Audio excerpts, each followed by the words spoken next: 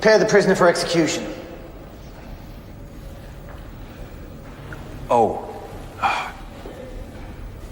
Sorry, I almost forgot. Would you like to choose the carbon offset option for your execution? Sorry? Execution by electric chair takes a lot of energy. It amounts to an emission of about 1 carbon ton. By ticking that box, you can offset the emissions. Oh, well, what do most people do? Most people do it. Yeah, most people do it. It's only an extra $10. You want me to pay for my own execution? And help create a more sustainable future. Sustainable future? You're about to kill me. Well, for other people. What do I get? We plant a tree. What kind of tree? Do you know what kind of? Nice one. Oh, definitely nice one. Yeah, they don't skimp. It's a good, you'd like it. Would you say that you're concerned about your planet in general? Not at this very moment. If you were, we do offer... Caleb, could you bring in the... We do offer another alternative. It's a wind-powered execution. Much greener option. Then why don't you use it all the time? Oh, well, it has its pros and cons. It's definitely greener, but it takes a bit longer. How long? 14 days. 14 days? 15 tops. We give you books and magazines to pass the time. Free Bible. But it's definitely greener. Oh, yeah, incredibly green way to go. Definitely, yeah. What? All right, sure, let's go with that then, yeah?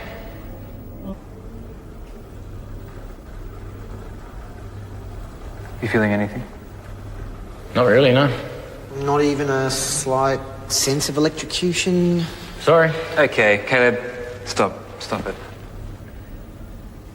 Just quietly. The family of the woman that you murdered in the viewing area, as you can see, are getting a little impatient. They want us to hurry things up. Hey. So, we might just have to go back to plan A, if that's okay with you. Why don't we just take the chair outside? What are you talking about? Well, I was thinking that maybe the problem is that there's not enough wind in here to power the turbine. It's not exactly a drafty room. But if we took the chair out onto an open plain, probably get the job done in next to no time. Yeah. Might be something in there. Yeah, I like that. I really like that. Wow. Actually, it's much windier. I think that's going to do the trick. That was a great suggestion. Where's he gone? There he is. Oh, crap. That didn't work out well at all, did it? Come back.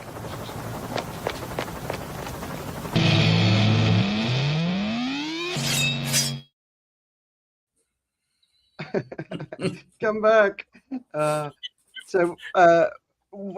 Let's just start. Welcome to the Shit Show. My name's Andrew Edwards. My name is David Coe. And I'm Richard Bussolato, down in the far left. And my name is Joe Augustin, and as Andrew said, welcome to the show. It's the only show that's brave enough to ask, what if the apocalypse had a recurring Friday slot? This week, Earth continued its exciting rebrand from habitable planet to air fryer with Wi-Fi. Europe has been hit by a deadly heat wave. The U.S. or deadly heat waves. The U.S. is sweltering. The oceans just had their hottest June ever. And in Britain, parents are booking air-conditioned hotels to keep babies safe, which is absolutely adorable until you realize the baby's first words might just well be housekeeping. And as millions of people need air conditioning to survive, AI data centers are still powering forward, producing helpful messages like, to stay cool, drink water.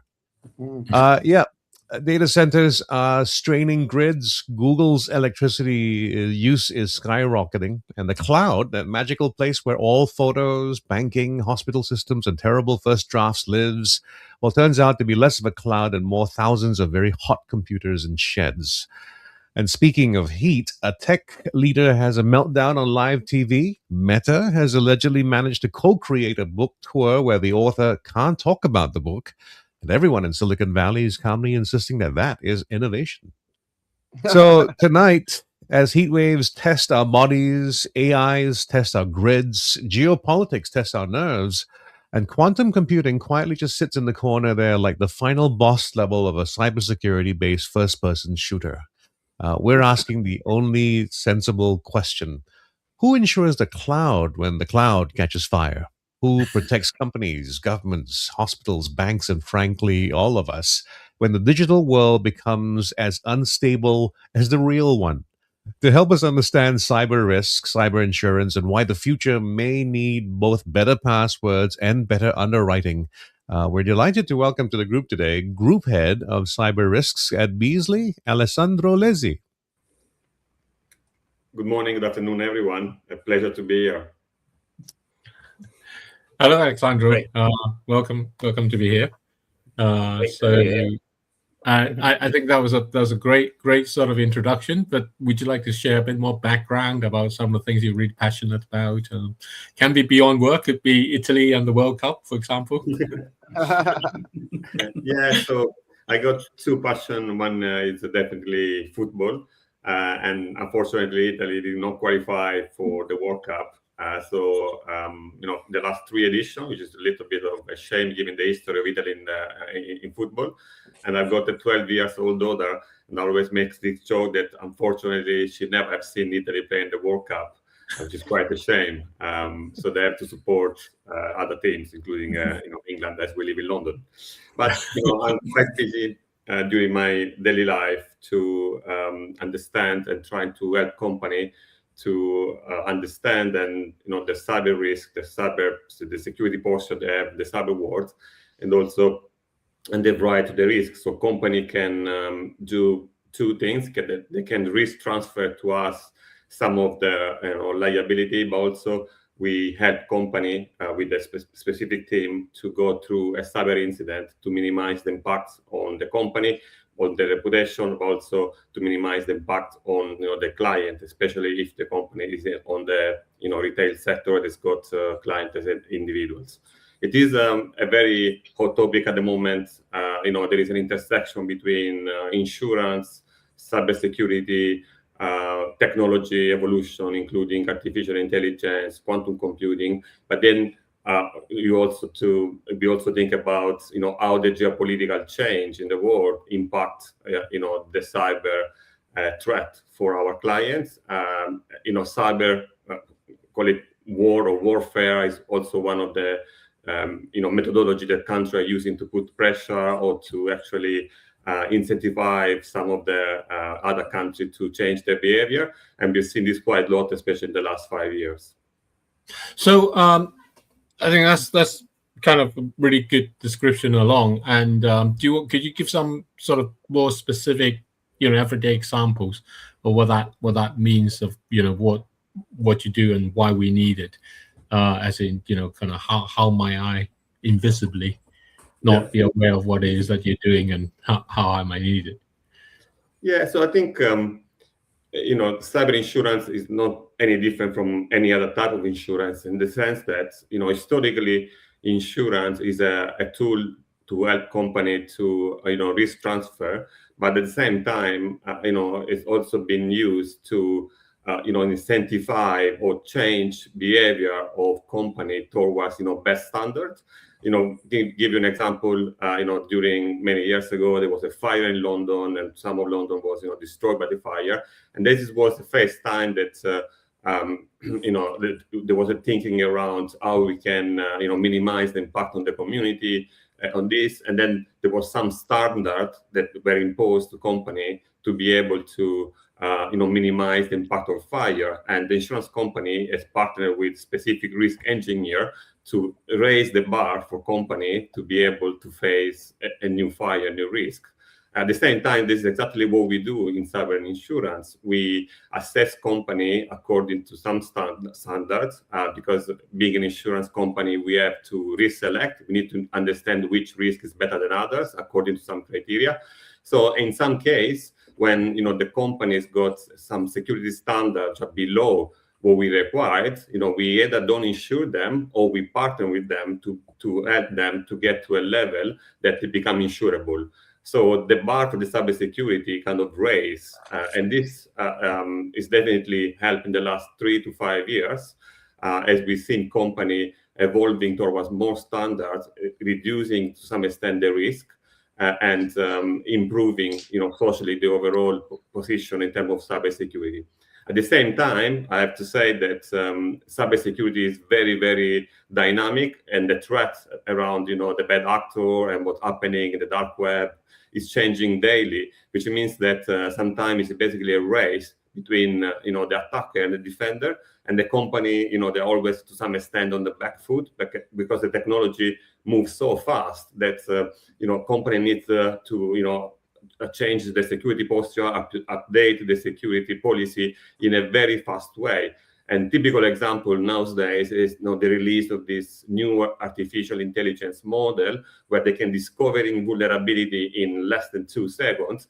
So the company's got not enough time to deploy patches, and they need to find a different way to protect the state of the company itself.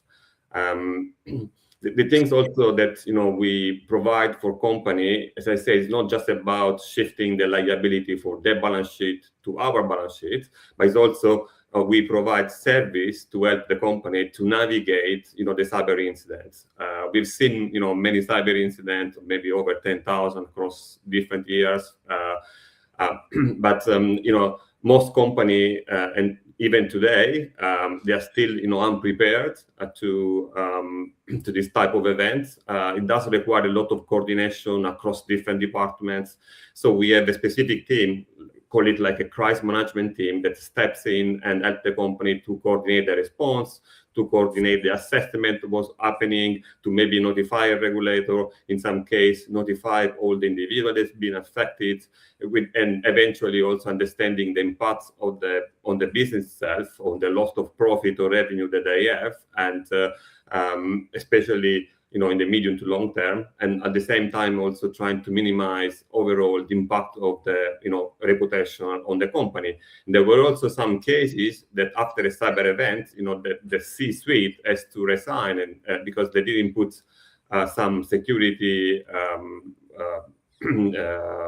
tool in place to basically minimize the impact of the company. So the consequence can be economically, reputationally quite large for company.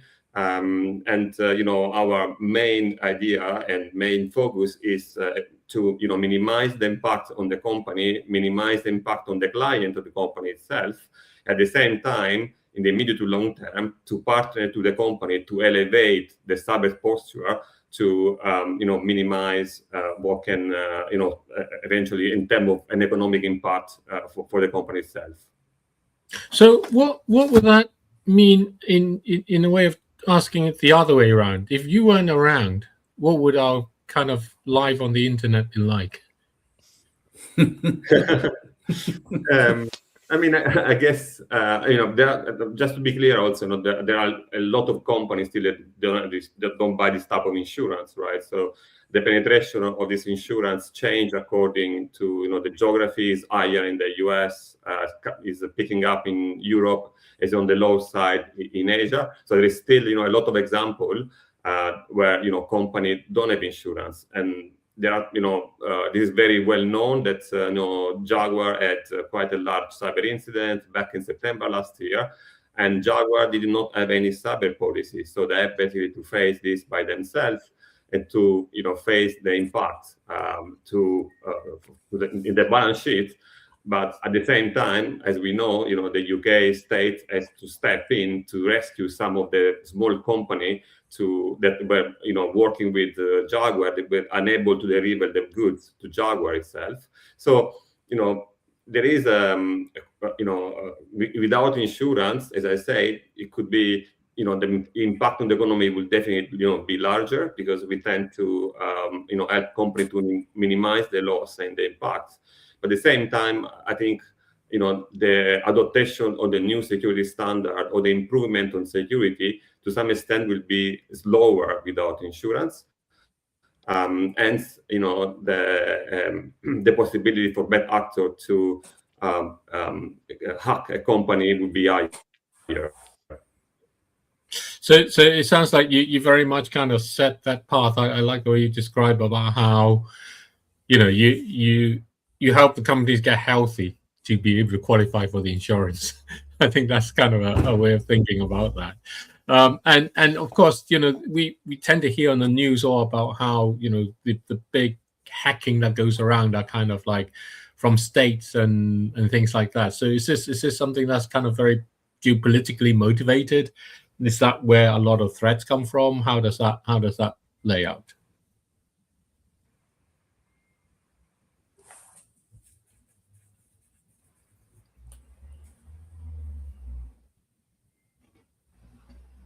You're right. Did you hear David's question? All right, we got some connectivity issue, I think. He's holding very still. Yeah. All right. Okay. But let's give him a chance. Maybe he can give us a wave. No, he's definitely. It's if he was a senior member of the U.S. Senate, I'd say something else was happening, but no.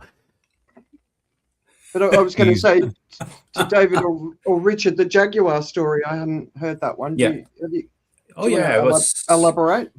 It was very big here in the UK. They had basically had a penetration of their internal systems from a malicious source. I can't remember how it was introduced into Jaguar, but it basically locked down the whole company, and the company couldn't make any payments, couldn't function at all. And like most large industrials, they work with dozens, if not hundreds, of small suppliers, and none of them could get paid. That was interesting. Yeah, if you're a small company that's servicing someone like Jaguar Land Rover, that's probably accounts from anything from 30 to 100% of your turnover, and you're not getting paid. You're going to go under very quickly. Just checking if Alessandro is back with us. Give us a wave if you can hear us. Yeah, I'm back. Yep. All right. Okay. All right. So I'll get David to ask that last question again. Yes. So I was asking how much of this has to do with kind of geopolitics. You hear about different countries being hotbeds of kind of cyber hacking and stuff. So are you very much kind of like a border patrol as well?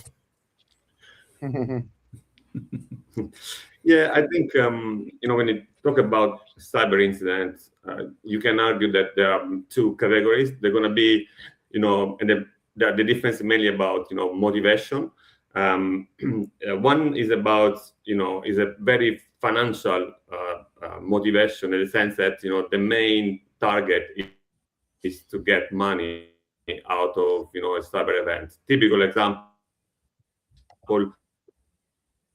is John, the bad actor managed to the estate of the company and encrypt the data and then ask for a ransom to be able to release a code, the data and the system. In this case, the bad actor is potentially motivated by the amount of money that they can get out. And then the ransom that we've seen can change it from few $1,000s to millions of dollars, right? There are examples of ransomware that's been paid excess of $50 million. So it's normally a proxy compared to the size and the revenue of the company. There are factors that are motivated by things is a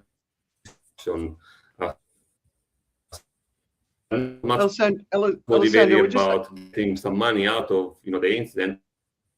The country itself. We're just having a bit of an issue with your connection. So have you got a strong connection where you are? You're just breaking up a little bit. So I think I'm back. Yeah. No, we'll just keep going. We'll keep trying. Yeah. Yeah. The 50 million ransom. Yeah.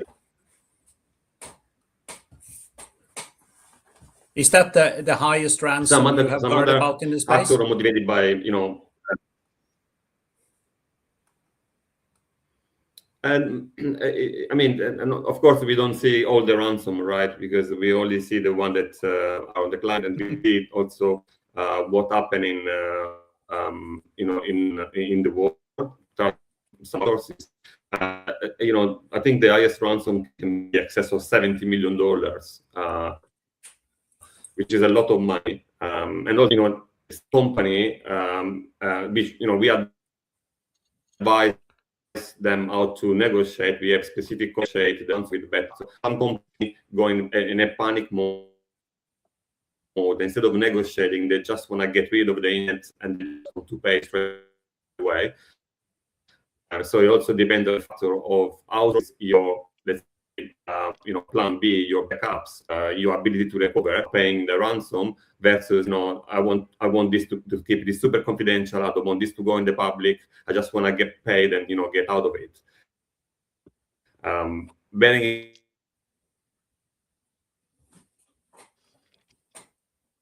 in mind that, the payment of the ransom is not a guarantee. Because once the data has been taken, I don't know where it stands, even if you make a promise.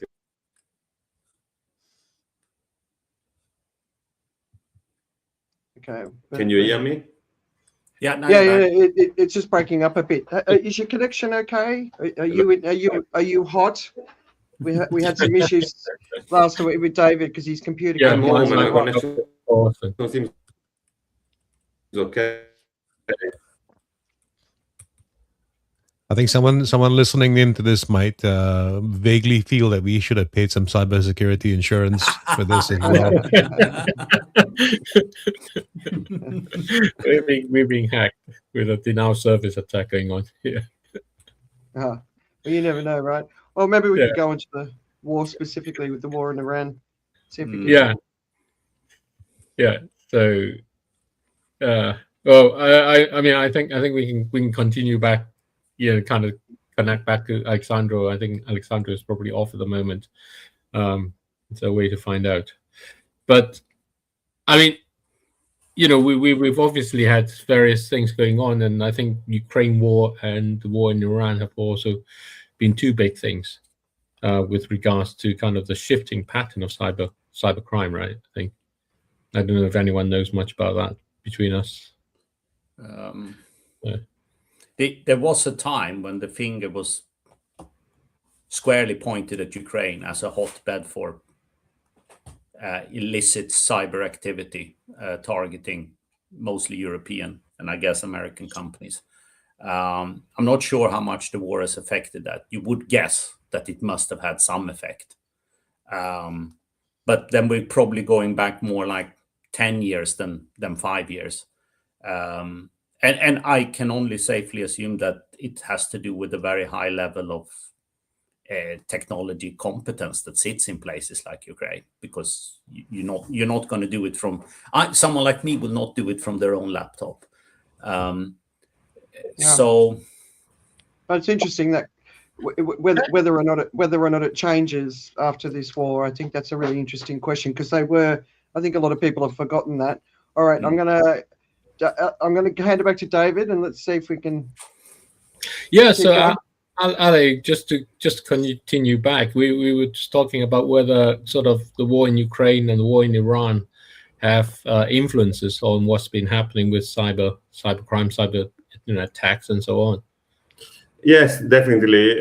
But to war have had an impact on, say, the frequency and the severity of the incident that we've seen. If you start from, Russia and Ukraine, we, before the war started in 2022, there was a lot of, bad actors from Russia. And, in Russia, there's a fine line between, bad actor and state-sponsor actor, right? So I would say it's quite a bit, a very fine line. So the two things can actually go together, although unofficially. And there was a lot of, Russian bad actors that were, doing a lot of ransomware across Europe, the US. As soon as the war started, the cyber capability of Russia were diverted, from the bad actor, but from the state actor against the infrastructure and the company in Ukraine.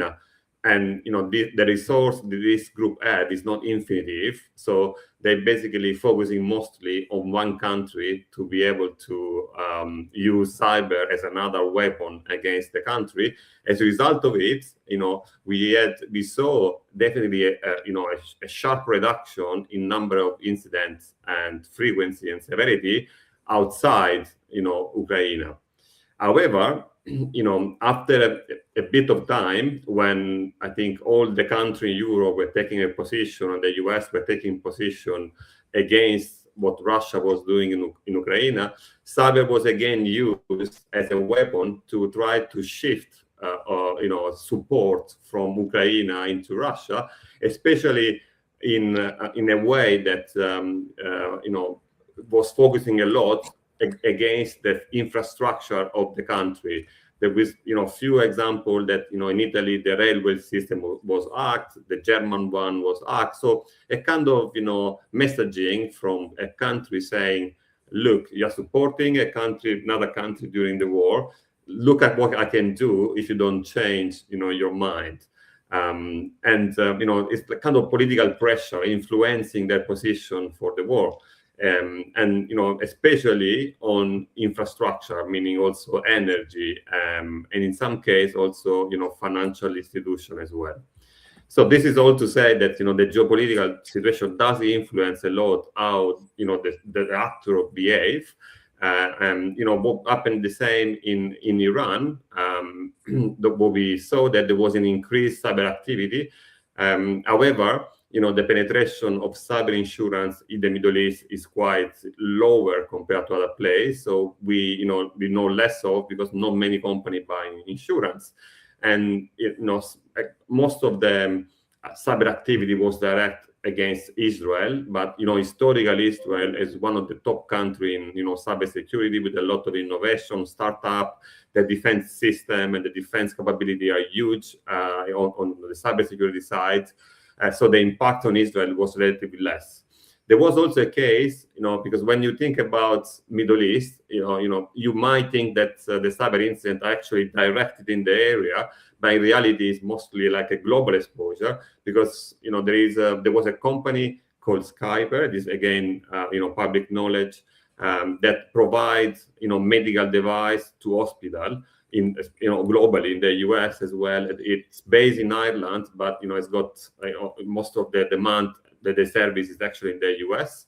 So after the US and Israel decided to attack Iran, an Iran affiliate group has actually hacked this company, creating some downstream disruption to the hospital, most of the US hospital, or some of the European hospital as well.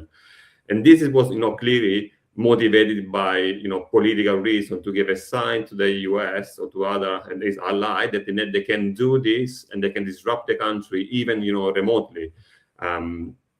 The downstream impact on the hospital, that it was a little bit material, say that to delay some appointments. In some case, they couldn't afford some of the operation. And if you think at the way they did it, they didn't ask for any ransom. They got into the system of the company via a third-party provider. And what they did, they deployed what we call a wiper, basically a system that has wiped the data. So without data, in most of the application, they cannot actually work. So they have to stop, and then sometimes the data lost forever. So you lose a lot of time to rebuild the data. And the irony is that once they got in, they actually did not deploy their own software. They used the software of the company to launch it and wipe the data, a lot of data, to an extent that the company has to close at least for a week and send their employees home for a week. So you could not operate and had to basically understand how to deploy the incident response plan or the business continuity plan to be able to continue to provide service. As I said before, this is a typical example of the geopolitical situation that impacts the cyber threat and eventually the cyber insurance. However, again, the company that was hacked in this case, they didn't have any cyber insurance. That's really quite interesting. It exposes one aspect I hadn't quite thought about, which is, we hear about attacking civilian infrastructures, right? So bombs go along, fall onto energy plants and stuff. But really, that's going on.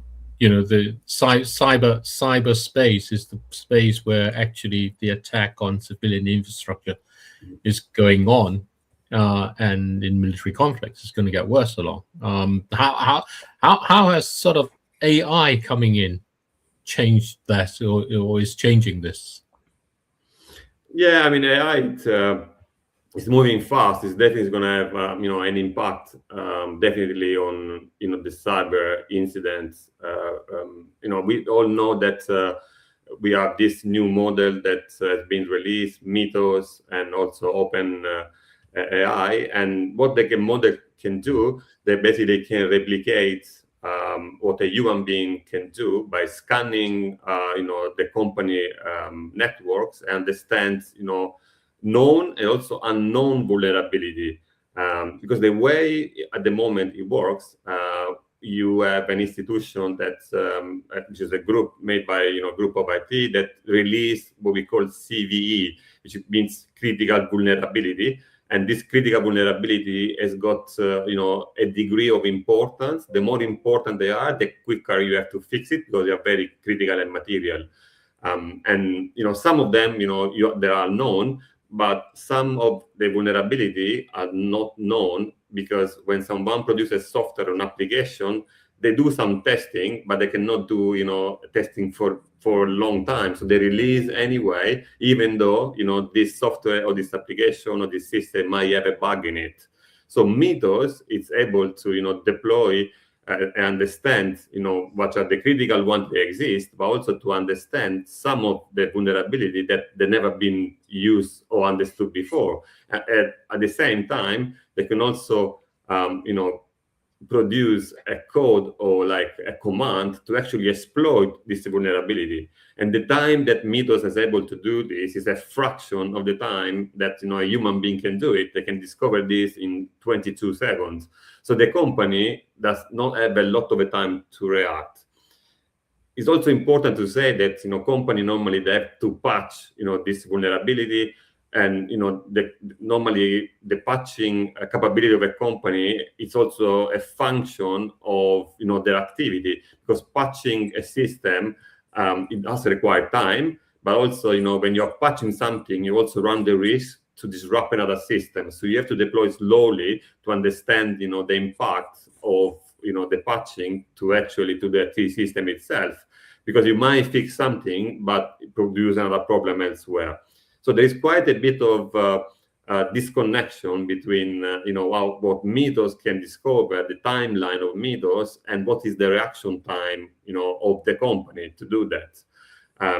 So the thinking at the moment is that unless company can also respond to this threat with some sort of agentic AI that is able to patch at scale and quickly and increase the cybersecurity to prevent actually some of the bad actors coming in and using Mythos or other model to breach the company, then there's going to be a bit of increase of number of incident severity, because especially if the bad actor are using Mythos themselves.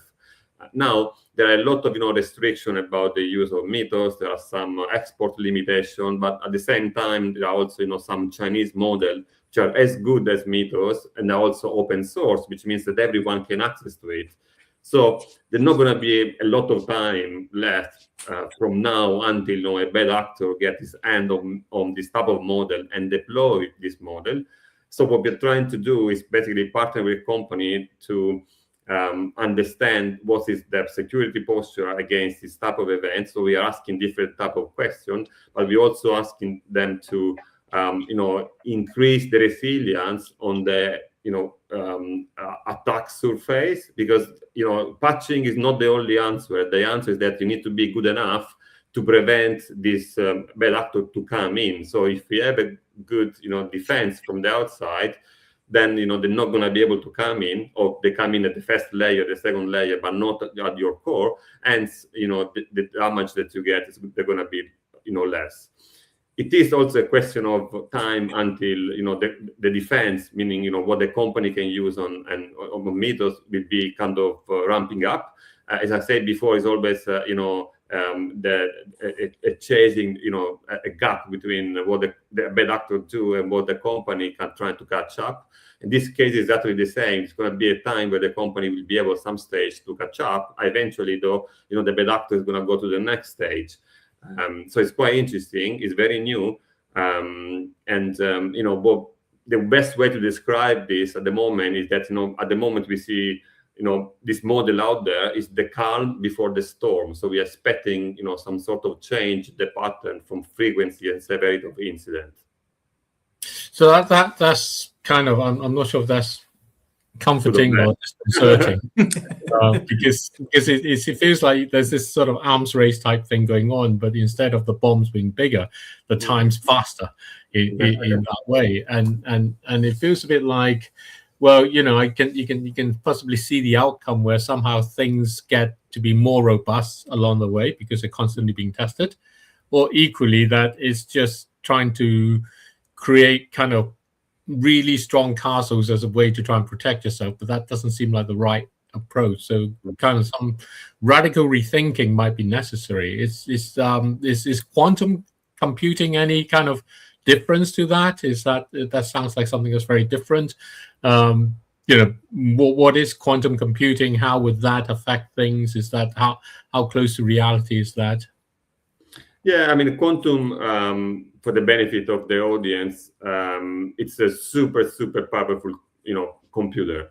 All the computers today, they basically work in a way that, it is analog, meaning that, the computer understands only the 0 and the 1.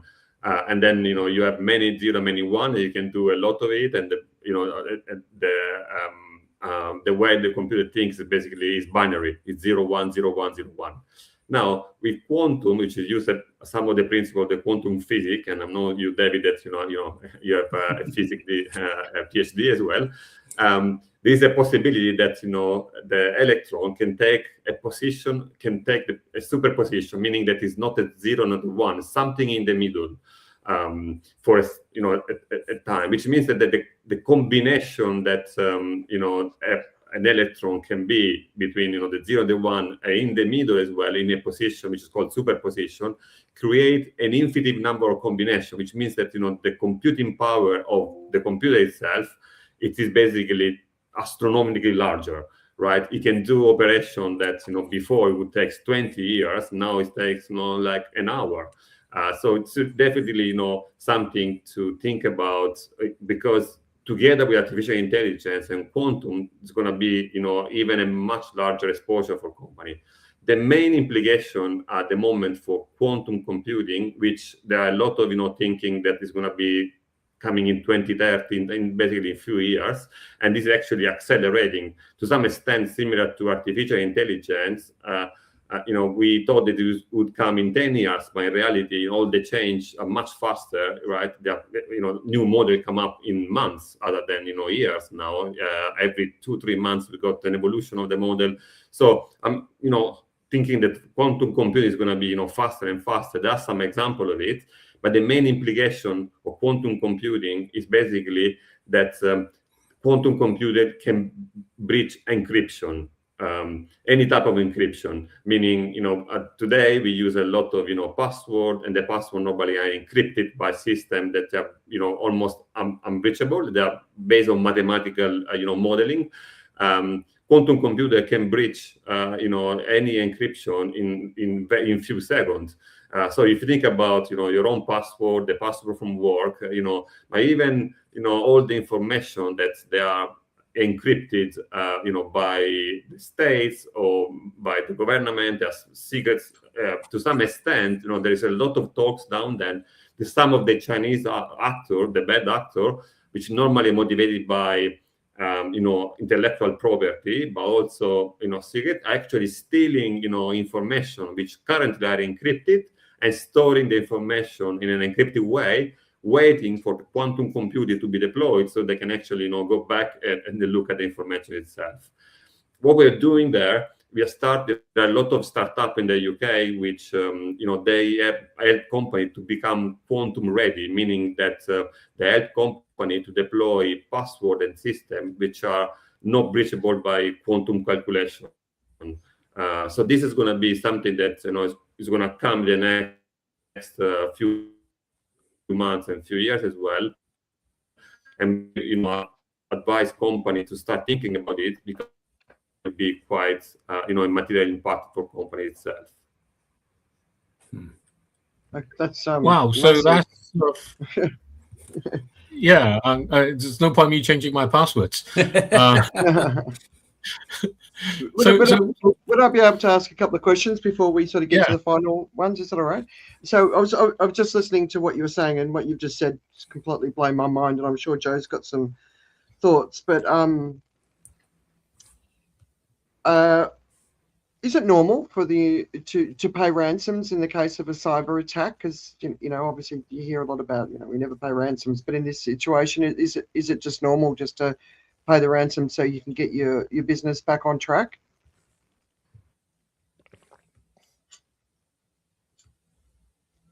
All right, we've got to pause. All right, did you hear that, Alessandro? Can you hear me? Yep. Did you hear my question? All right, let's see if you can you hear us? All right, lost him. Right. I can take a gander at that. I mean, basically, when you think about how complicated it is to solve a problem like your data going missing, it's complicated. When your data is actually being hidden away from you or being locked away from you, that can be critical. So the chances that they are going to want to solve it as a problem, the motivation for it is very high. And I think it's not the same as parents or government saying we won't deal with kidnappers. So Alessandro, I don't know if you heard the question. It was about how common is it for companies to pay ransoms?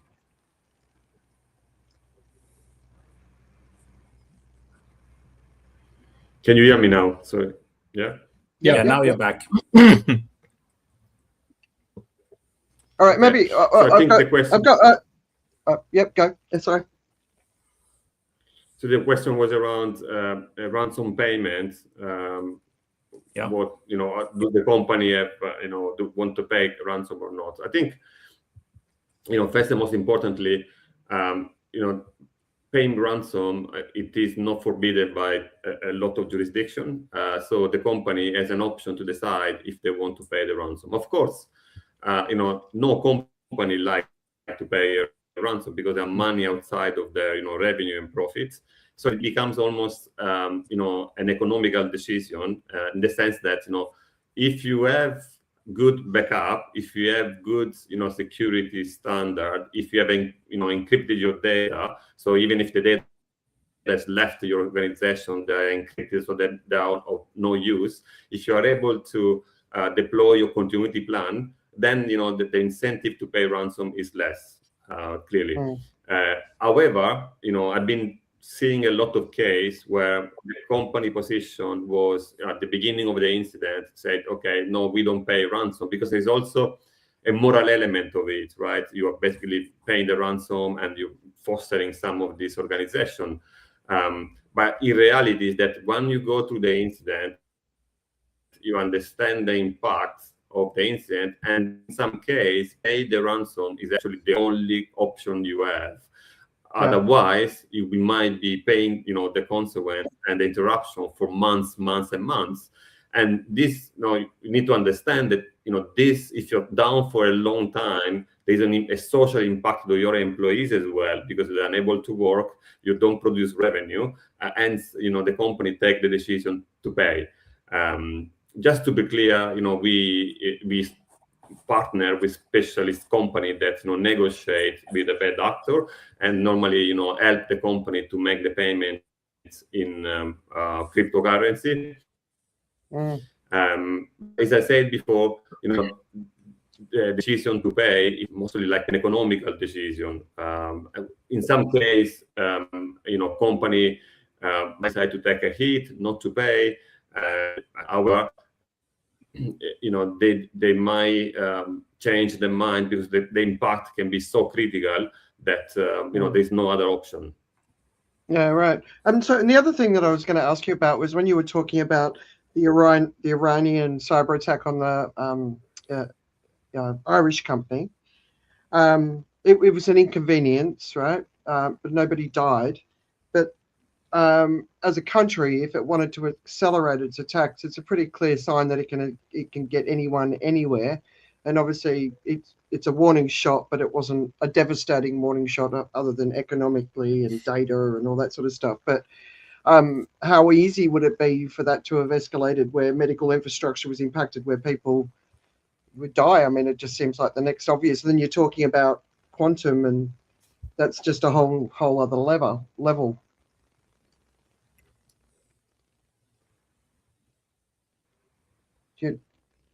Do you know what I mean? It would be easy to accelerate it. I haven't. Yeah.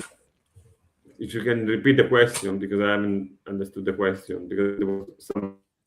So yeah, So you break. Okay, we're having a bit of a meltdown. All right. So yeah, the Irish example seemed like a bit of a soft touch from a cyber warfare perspective, right? But I can imagine. We've lost him. But he's going to connect back, I'm sure. But I think some elements that I'm finding that I hadn't really thought through before.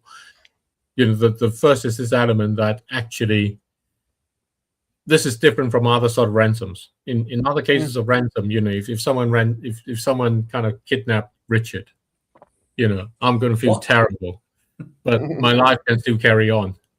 And Richard is the one who can't carry on. So there's this choice of me, do I pay the ransom or not, but I can still carry on.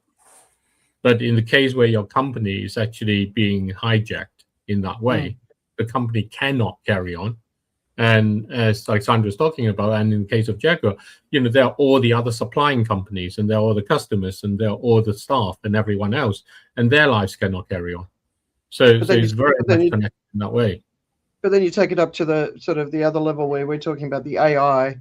So to me, it sounds like a great sales pitch for Claude. You've got to get Claude Mythos, because if you don't hear it, it's great. But then quantum.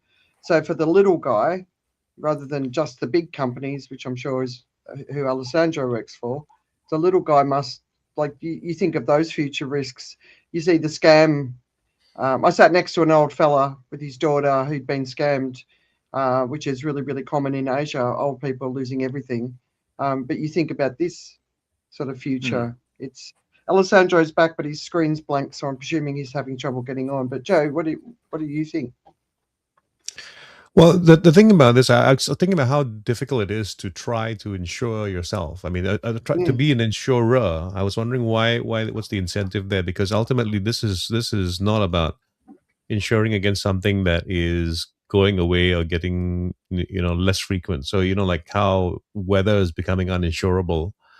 I think cyber security threats are becoming uninsurable as well, because I mean that's where I would say it is, or the premiums must be going through the roof, right? Yeah. Because or your declaration on pre-existing conditions, or the conditions, like you're going to have pre-existing conditions. You're going to be outs for insurers where you go like, oh, you didn't do this, you didn't do that, or you didn't have this particular protocol in place. Because it's a matter of time rather than whether or not it's going to happen. Because if you I don't know how many of you actually set up your routers and yourself and actually look at the number of attacks daily that come into every single person's computer. I don't know whether you realize that you are constantly being sussed out or tested for hacking. People are trying to get into your system all the time in an automated way, right? So this is happening for you, and you as individuals. I mean, like for myself, I don't think I carry much data that's very useful to anybody, that's going to be very valuable. But this is the scale at which it's happening. It's happening en masse all the time, automatically. The foraging is happening all the time, looking for exploits. And it's going to get worse, right? It's gonna hit. It's just gonna hit, and all we hear about right now are those companies that are willing to share the information. Because the thing that really is happening is, sometimes it's a lot easier to just pay it and move along. And if you're purely from a business perspective, if you take your ego out of it, if you want to reduce friction, sometimes the negotiation to pay the ransom actually just completely makes sense. So good hackers, if there is such a thing, the ones who go like, okay, I can bring a problem to you and I can offer you a good value solution, and you want to and you'll move on from there, right? If you have I suppose leadership that is able to take the learning from a process and move on and go quickly. I think what is upsetting to hear for most people is that it actually makes sense for a lot of companies who get hit by a ransomware attack to just immediately pay it and get on with it and fix it and grow up, put on the big boy pants and move on. Yeah. There are a couple of things that for me strikes me very much in an economic perspective, because this is what I think will happen. We've heard stories about Pentagon moving away from digital storage back to physical storage, the sort of inner sanctum of the real secrets that sits at Pentagon is not on any server or any computer. It's all in analog written format. That has implications for productivity. If you're going back to a paper system, you are going to slow down a lot of the gains that have driven economic prosperity over the last 20, 30 years. And surely my first instinct when I hear Alessandro describing these things must be some kind of move towards a submarine solution where you can get flooded in one compartment but still operate in sort of a decentralized cutoff solution where you have no access to everything but only parts of the operation. And that way you can you can take a hit, but you can still stay afloat and continue to operate in some kind of normality. Surely that must be the most natural way to progress for companies, because to me it seems very clearly that the threat level is going up day by day, given the computing power is increasing day by day. Yeah. I mean, Jess last week and Andy Milroy, who's been on the show before, and some other friends of mine, they're all cybersecurity experts. And when they talk about preparedness for business, right, it's actually quite shocking how unprepared companies are. And now we've got these new risks that are coming so quickly. And like Alessandro was saying, quantum is expected within a couple of years. So there's another whole layer of risk. And I know, Joe, you've talked about it before, but I'm sure the Singapore government is getting ready. I'm sure the Israeli government is getting ready. But the fact that the Pentagon has to have analog data because it's at risk, that's kind of tells you the sign of where we are and what we're ready for. And then you think about just the average person or the small business owner. What's our chance in this new fight? Yeah. Well, I think there's two things here. I think the first thing I want to bring back out is Andrea's comment about Ireland and that example, and essentially the vulnerability of critical civilian infrastructure. Yeah.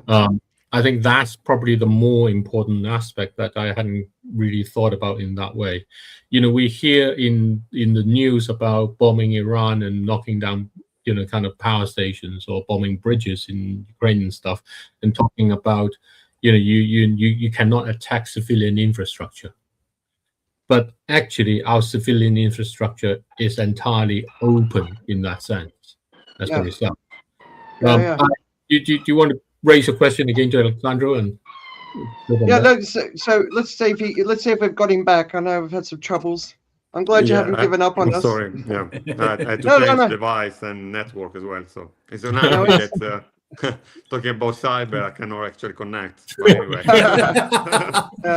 like I said, the extreme heat's been having an impact. But one of the questions, I'll just take you off the screen for a minute. But when you were talking about the Irish scenario where the Iranians attacked the Irish medical device company, To me, that really struck me as a from a war perspective as a soft touch. It was an inconvenience, but it was still a soft touch because I would presume nobody died, right? But it's also a flag to say, if you guys keep misbehaving, we can do a hell of a lot worse here, and we can do it anywhere, and we can kill a lot of people. So to me, that when you were telling me that story, it sort of the risk was actually much greater. That was just like a warning signal, I suppose. Would you agree? Yeah, no, definitely. This is, as I said before, it's a way to, make a signal or to influence, change behavior, to just give a warning, say, hey, watch out, I can do this, but I can actually do more than that. So you're better off, kind of leaving me alone, or, don't do what you're doing, type of things. And this is, it can be done in a very different way. There was another case, for example, back few years ago, 4 or 5 years ago, there was a cyber attack on one of the infrastructure company in the US. And this was definitely, done by some of the Russian bad actor. And it was one of the few cases that where, the FBI managed actually to recover, the ransom. They went through a lot of, exchange to be able to trace the cryptocurrency and recover it.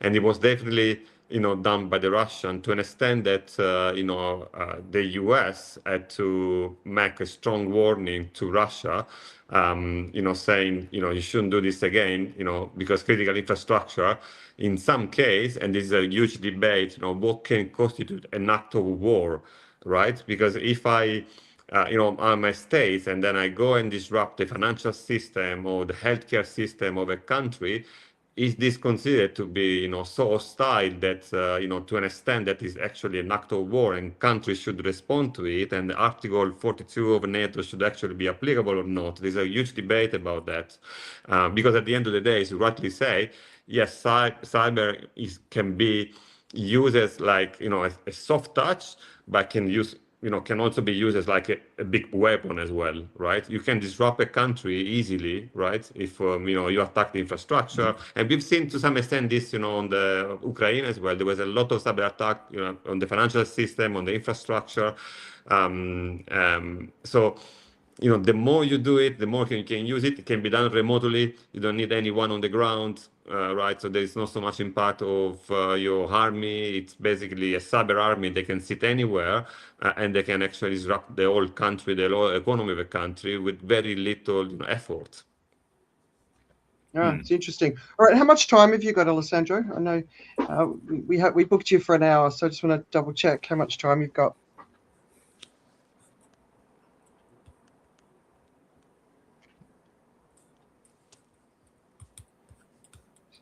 Do you need to jump off in at the top of the hour, or? All right, David, I'll hand it over to you. Maybe questions. All right, you're on mute. Yeah. So I think I cannot hear you now. Okay. Yeah. So assuming you still got time to stay with us. So the thing that has been very much on the news, and here we talked about businesses and stuff, and the other thing, of course, the thing that's been very much on the news are data centers. So are data centers themselves kind of like vulnerable in this way, or is there much insurance against them? How does that actually work? I'd like to know if my photos in the cloud have been disappeared.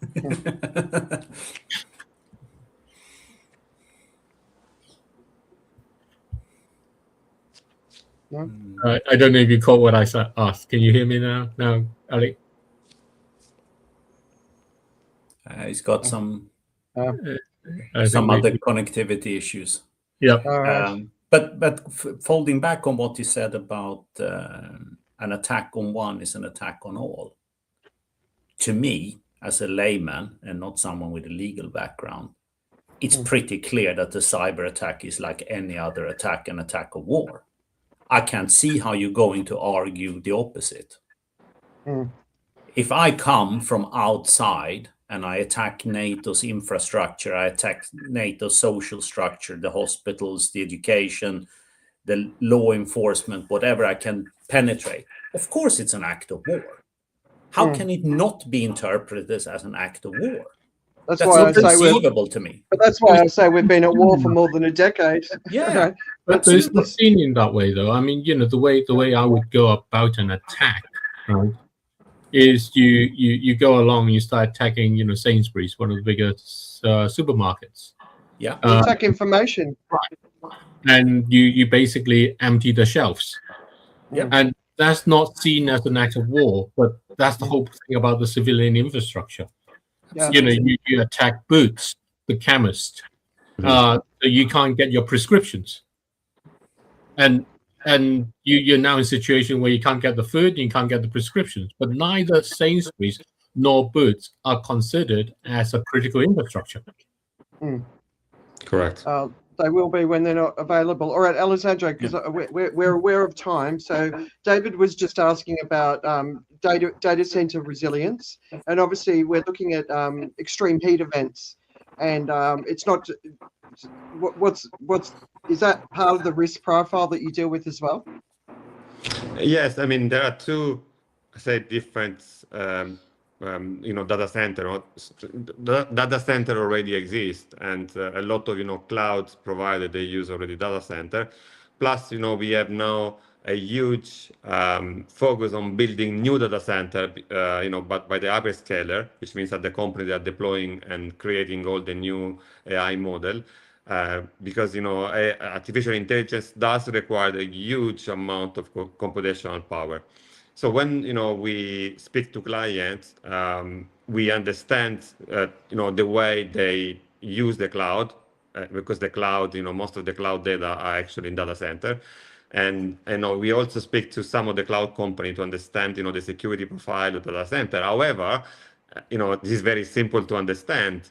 The more you put all the egg in one basket, the worse is the consequence of a cyber event. If one of the cloud provider goes down, basically a lot of companies will go down at the same time. We've seen this many, happening, right, in the past, when some of the cloud provider, or even sometimes some of the software provider. If you think about for example, some software like SAP, SAP is basically embedded into a lot of company, right? So if you think about that, one bad actor could come into SAP and change the software code which gets released to millions of companies worldwide. This will create a huge cyber incident across a lot of countries, a lot of companies. So for us, this is represent what we call a CAT event, right? Which is the equivalent of a catastrophic event in property, right? Like a big US storm. For us will be we have 10 or 15 scenarios that we always look and update every year.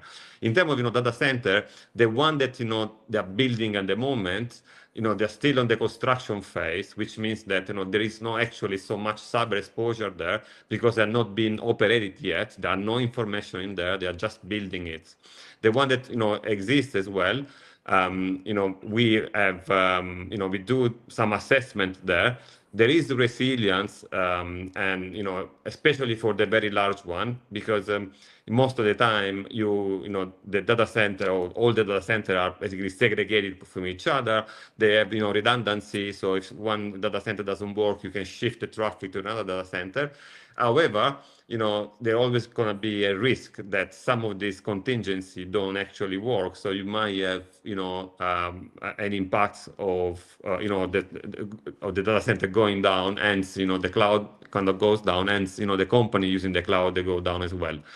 If you think about, the world, the digital world today, the best way that, I can describe it is like, the London Tube, right? The London Tube operate at capacity, right? So everything, works, but if something goes off, it's got a lot of downstream event, and everything kind of, we have consequence everywhere, because operate at capacity is no resilience. So the data center worldwide is the same.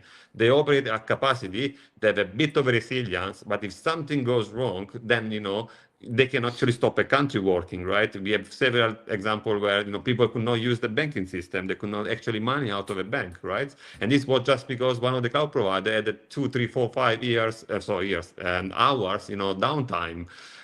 So it's quite scary, and we always think about the war continuity, right? And the war is going to continue in this way, but in reality, few single event or few single things go sideways can create a huge disruption, and maybe most people don't actually understand this. I can translate for the kids. You don't get TikTok for 30 minutes at a time, and there's no way of getting in. Yeah. I would actually welcome it, right? Because I think we all would. David, do you want to ask a final question? Because we've gone over time with Alessandro, and I'm sure. I think you mentioned about kind of the climate and the weather and the power and all the rest of it, and they obviously matter along the way. But in some sense, when you talk of insurance, who is really insuring it? So who you talked about the transfer of the risk and so on. So who's really paying up? Who's really at the back of all of this? You mean it's Elon, isn't it? It's Elon, right? Yeah. Everything goes back to him. So there is, as I said, an insurance market. There are, several companies that, offer cyber insurance. Clearly, every insurance company, to some extent, they have to hedge their risk as well, right? So there are, some of called reinsurers, which is basically an insurance of the insurance. And then in some case, there's also what we call a retro market, which is basically their insurance of their insurance, right? So basically like a layer of, three.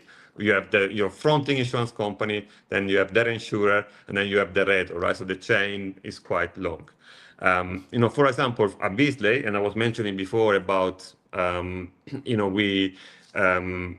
we assess our aggregation because, if we insure a lot of companies that they use the same system or the same cloud, you have the risk that one event can create, like, a big storm in the US can create an aggregate losses in our balance sheet. So what we do, we have to hedge ourselves, and we buy what we call a reinsurance, so basically a protection for our balance sheet if something goes really, really wrong. We were the first one in 2022 also to issue a cat bond for cyber, which was quite innovative, which means that you have an event definition. Most like typical example will be the cloud goes down, and if the loss goes over a certain amount, then it gets the bond at the end, but for which we pay a yield to the investors. Then the bond get triggered, and then so we get the money to kind of protect ourselves. We have, this is also public, about $1 billion of this protection, because the balance sheet of Beazley isn't huge enough to absorb all the aggregation of this event. Having said that, some of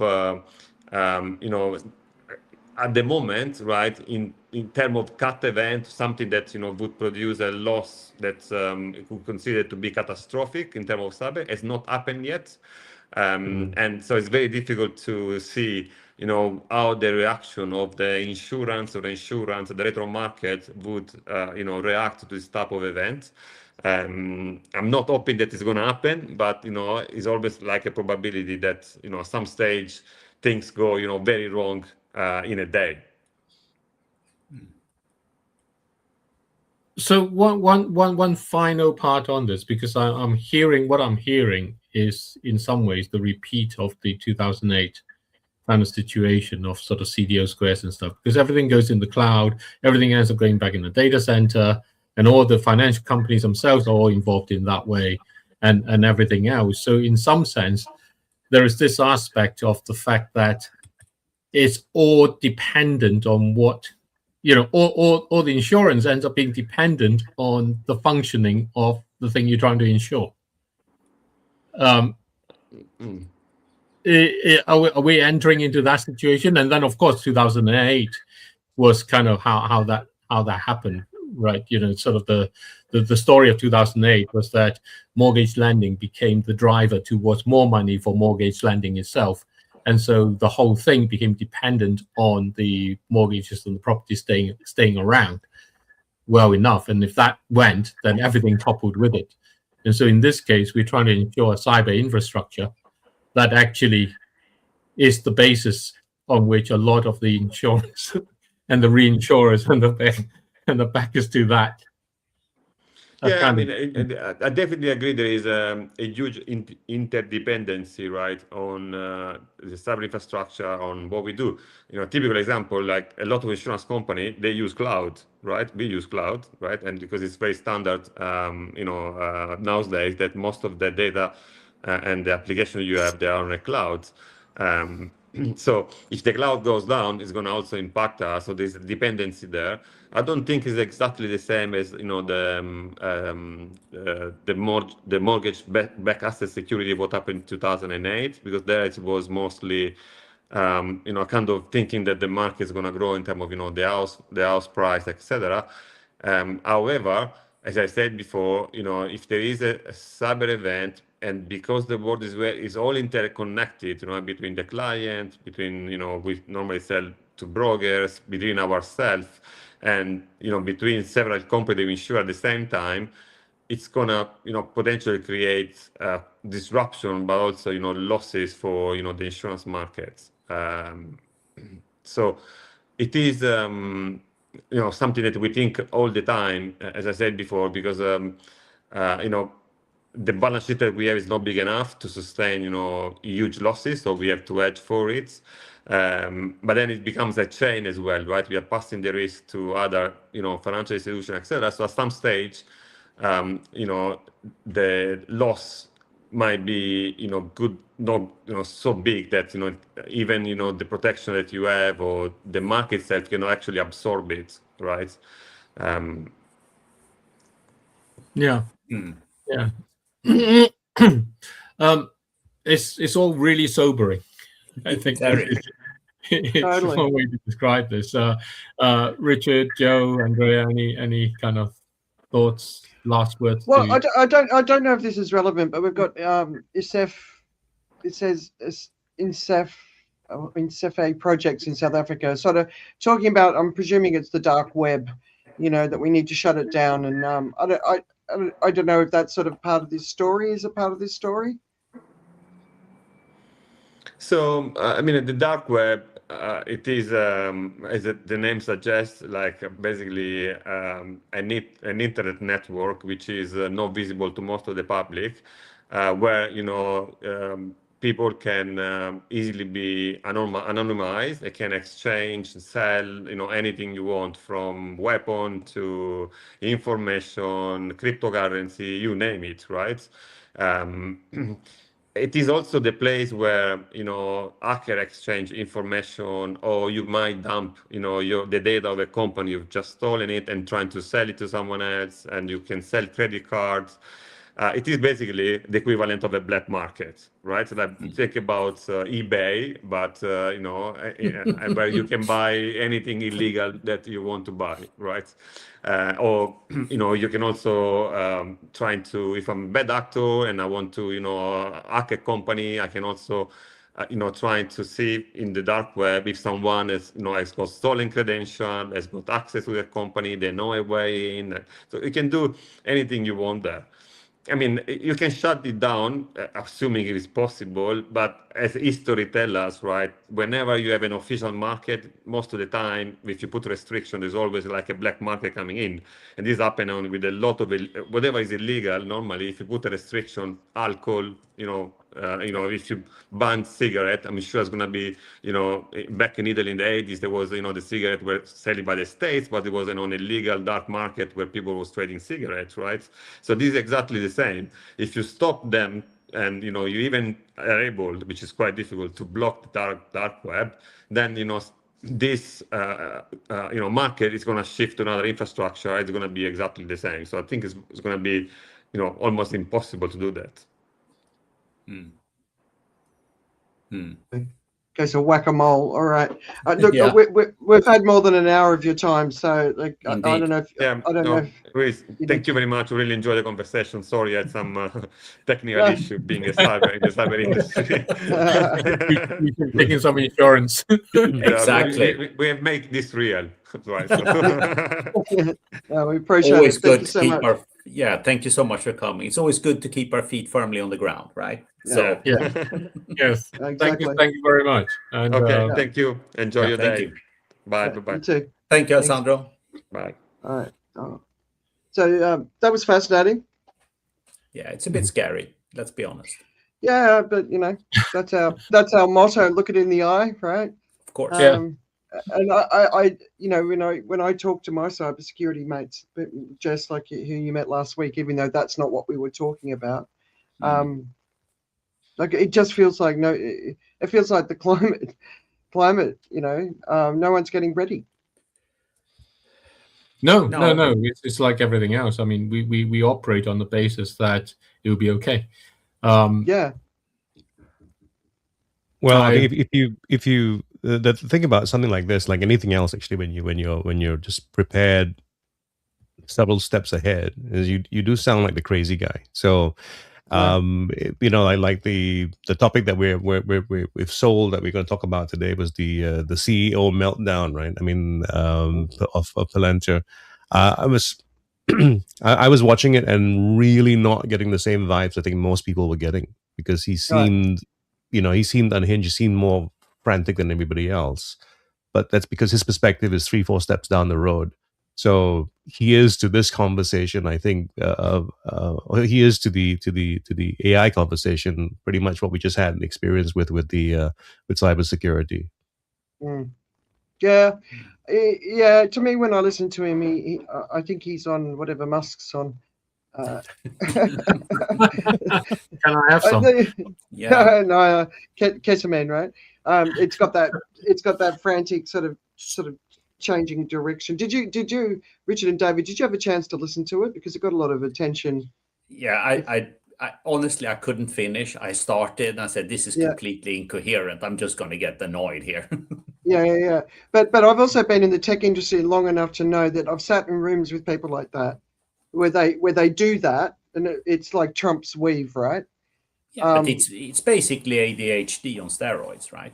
Totally, You're completely incapable of focusing your mind for longer than 2 seconds. Yeah, it's really annoying. But the other thing that happens with people like that is the people who are sitting in the room are like, I can't keep up with this person, but they're really, really smart, so I believe them. So people don't question them, they don't challenge them, and they sit in homage at their feet because they're really, really smart. I've been in so many rooms in the tech world like that. And it didn't used to be as bad as it is now, but it was always like that in the tech world. So I think a lot of the people who are covering the tech oligarchy, the nerdrock, and using those sort of terms, they were there at the beginning when I was, and we're already sort of going, hey, wait a minute, we've got a problem here. And now we're seeing where the problem's going. So, but yeah, it's interesting what you just said, Joe. Different perspective. Should we get on to some massive stories in the news? Sobering news. No. Mate, the biggest news in the world right now is, of course, Taylor Swift is getting married in Madison Square Garden. is closed down. Yeah, I've got my invitation, but I'm not supposed to say anything about it. Yeah. I wish them well. And we also had a couple of Russian nationals get on top of whatever tower it was with the sign. Apparently they got engaged, and the sign said, with the power of love beats the love of power, the world knows peace. I personally I think it's a great message, and you'll be pleased to know that the final person that was exposed to hantavirus has now left quarantine, so that is no longer a risk. So that's good. Before we got on, I was asking Richard and David if it was still hot, and so it's cooled down, and now it's starting to heat up again. So the heat story is just bonkers. Donald Trump tomorrow night is promising to do a July 4th address. He said, I'm going to do a long address, basically to prove that he can hack it. Anyway, we can only hope. Maybe he'll get a heat stroke along the way. Well, I wasn't going to say it out loud, but But one of the reports I did want to bring to everyone's attention. So just today I saw a report from Spain that 1,200 people have died. There's a widely used number across Europe, which is 1,300 of people have died. But a report from a group called Zenodo are saying that the death toll just from this June event, not from the last one before it, just from this June event, is more than 20,000 excess deaths. So, the problem with heat deaths, and I see it all the time, more people die from cold. It's not true. More people die from death. We just don't measure it. And, if 20,000 Hang on. people... What you just said was more people die from death, which is a truism. Thank you for picking me up. The leading cause of death is death. Yeah, that's very good. The leading consequence of death is death. Yeah, so more than 20,000, and that's just that one. So there's a new one coming. But thoughts on what you're saying?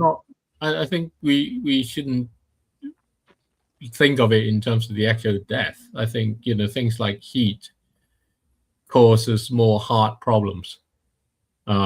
Because it causes circulation problems. So the burden on health and healthcare and health services is huge.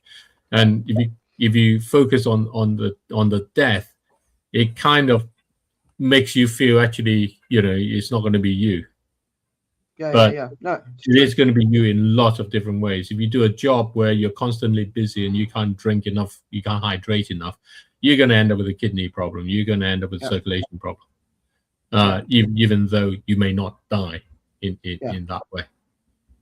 Yeah, in some ways, it's better to die than to have long-term kidney dialysis because your kidneys were so damaged from heat extremes, right? The other thing that's come out is youth suicide rates go up in heat waves, which I hadn't seen that. So there's a US statistic, basically kids aged 15 to 24. Psychologically much more vulnerable, and interestingly, it's more of the females, 5.2% every 1 degree of warming compared to males, which is 2.37%.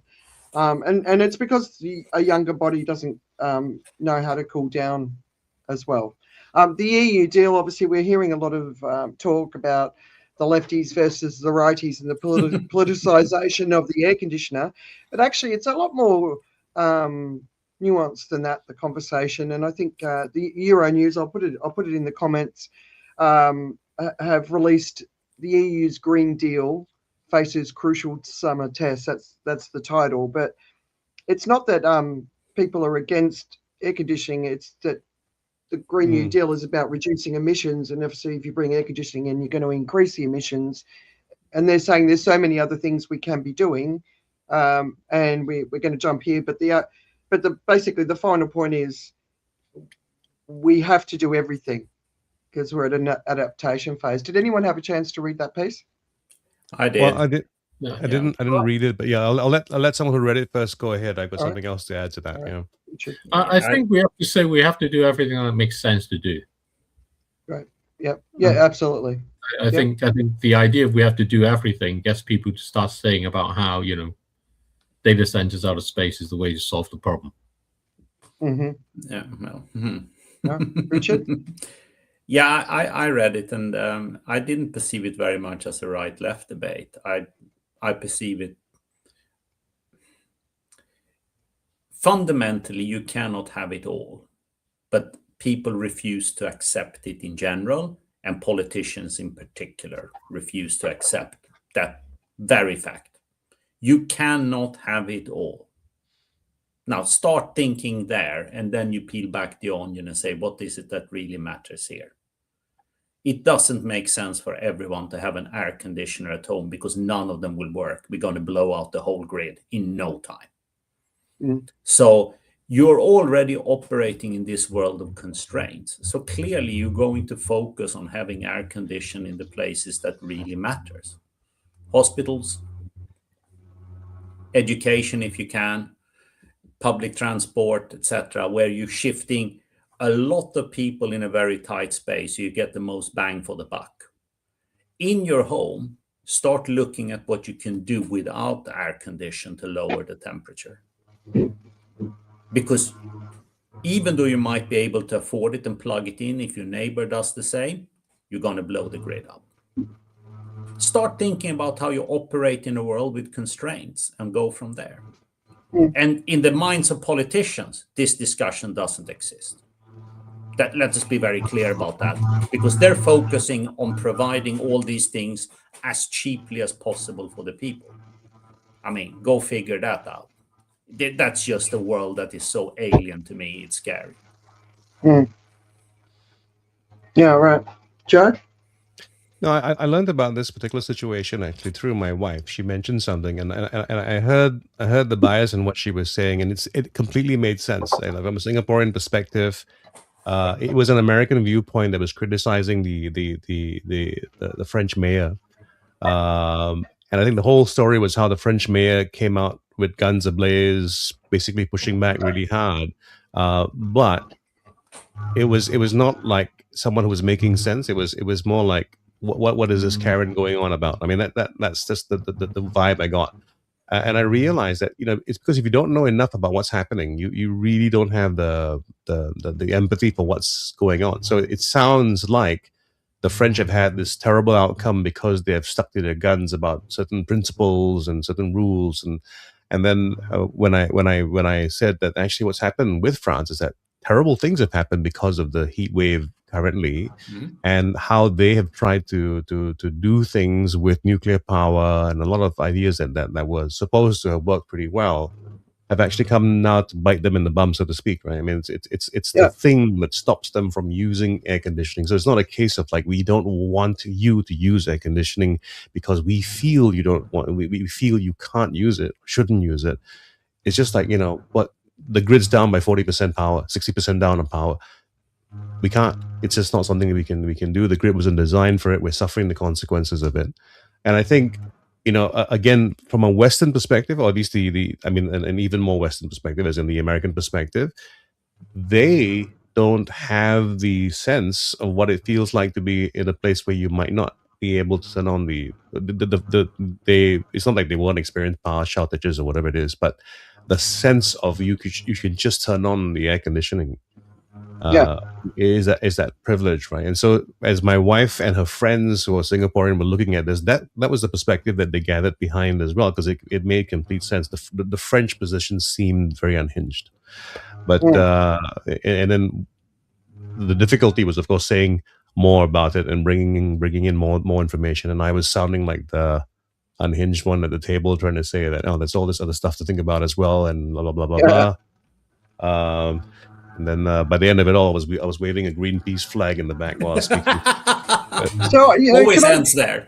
Yeah, I just want to add. I think there's another flavour to this, because what Richard was saying was right. So the article which I've just shared, to me, there's a media representation of the story, which is the left versus right conversation, right? But actually, one of the stories that I think is much more interesting that's coming out of this scenario is France is the best prepared of the European nations.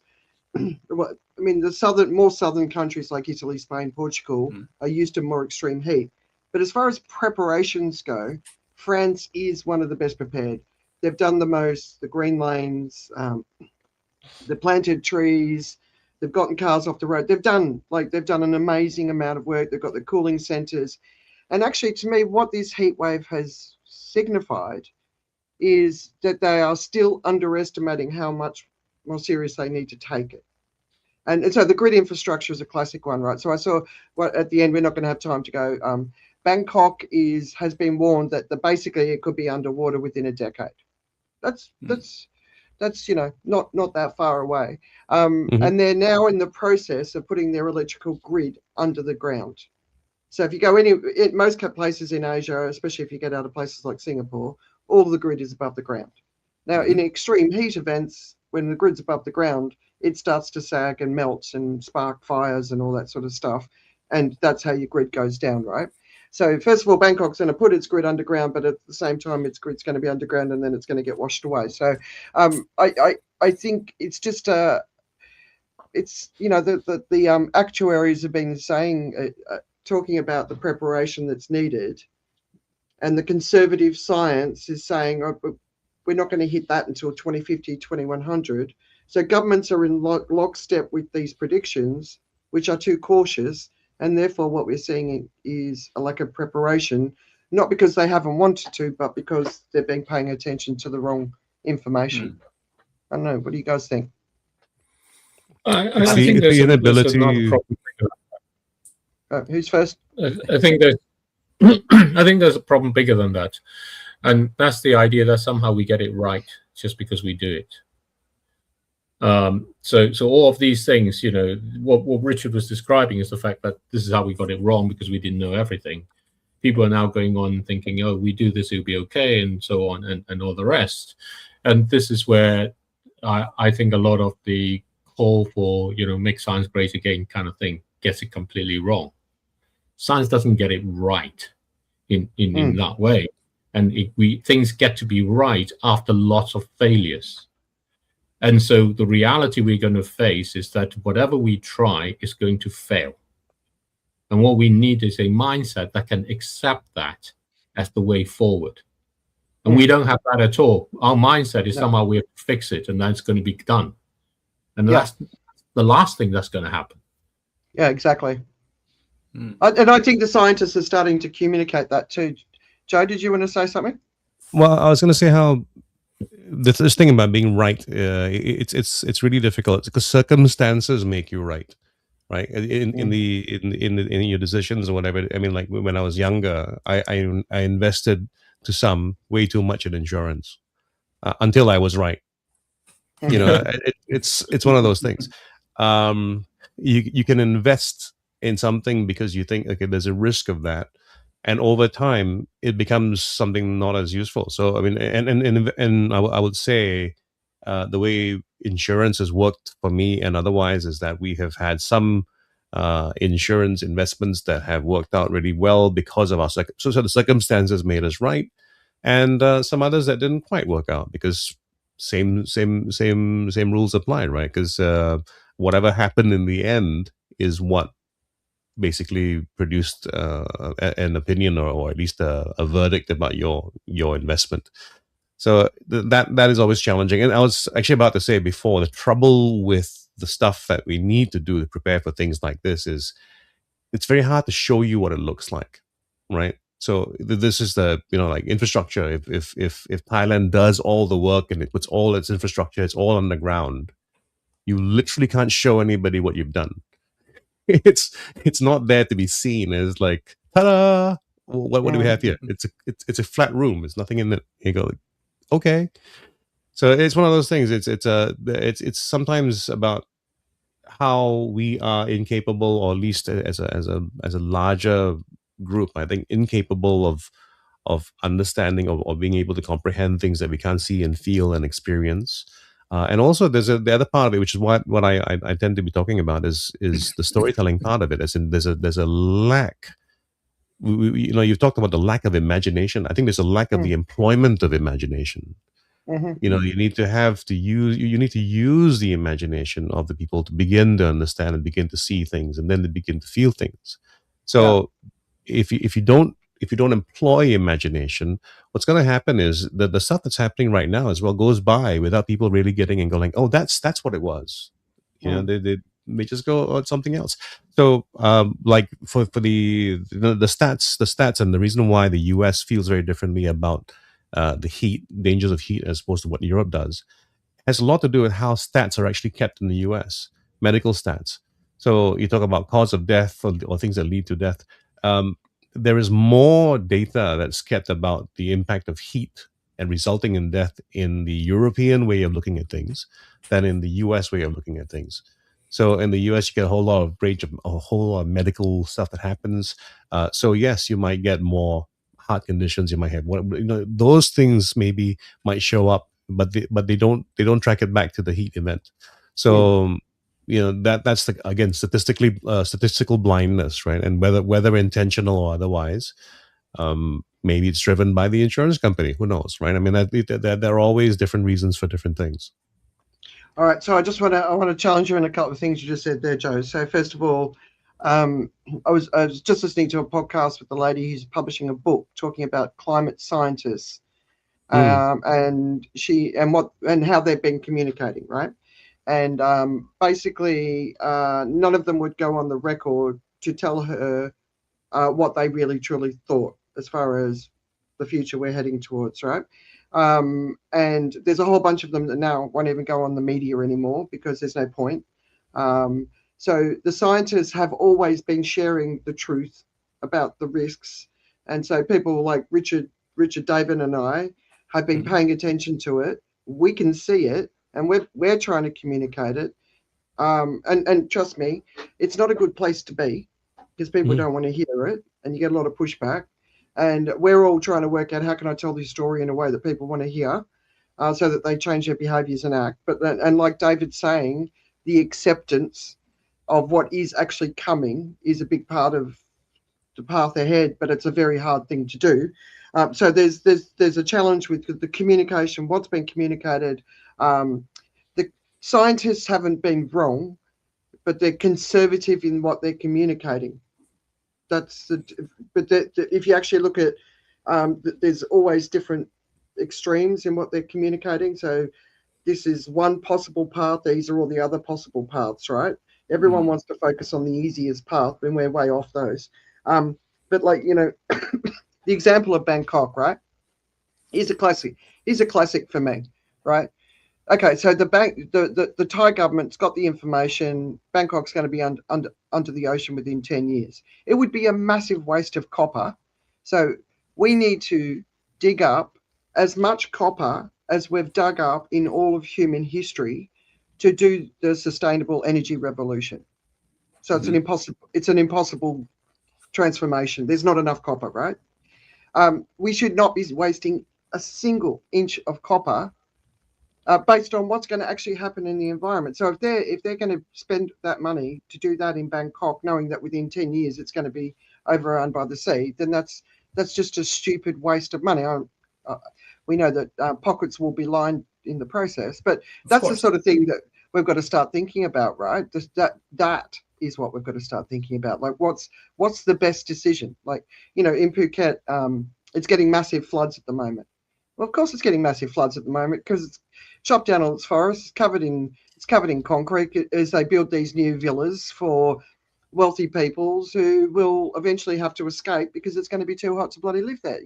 It's just stupid. They've destroyed the environment to make for a short-term financial gain that's making it miserable for people who were living there. And now they're dealing with yet another flooding event, which, is all man-made. It's just this constant stupidity and short-term thinking. We know where it's all going, so now let's start living within that. I don't know. Thoughts? Well, one thing that strikes me continuously, right? Joe touched upon it. You did. David did. It's like I come from a upbringing, kind of a career where I'm never actually really that worried about what happens when things go well. That's the part of the outcome where I really I'm not bothered. I'm always bothered about what happens when things go wrong and how I'm going to approach that. But again, when you hear the people speaking, you hear policymakers, everyone out there, they assume we're going to get it right. And this is how we are going to get it right. The whole discussion is focused on what is the right thing to do and the best thing to do and how we are going to get to point X on the map in the best way.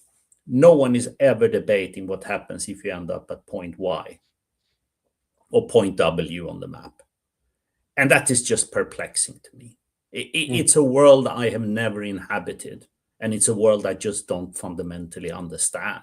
Because I'm not worried about what happens when we get to X. Everything will be fine there. I'm only ever worried about those other trails that doesn't lead to that point on the map. And no one ever discusses that or debates it. Yeah, I mean, you get censored if you're in the US, right? Yeah, but I think that's, what's going on is basically that the world is the planet, kind of our overall environment and stuff, our buffers, our store, the larder that's in the cave or whatever it is running out. And we are not used to thinking about that.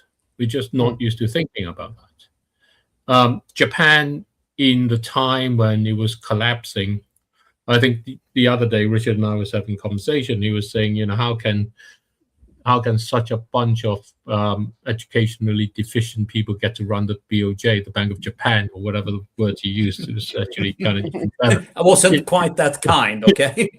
You're having very interesting conversations off the air.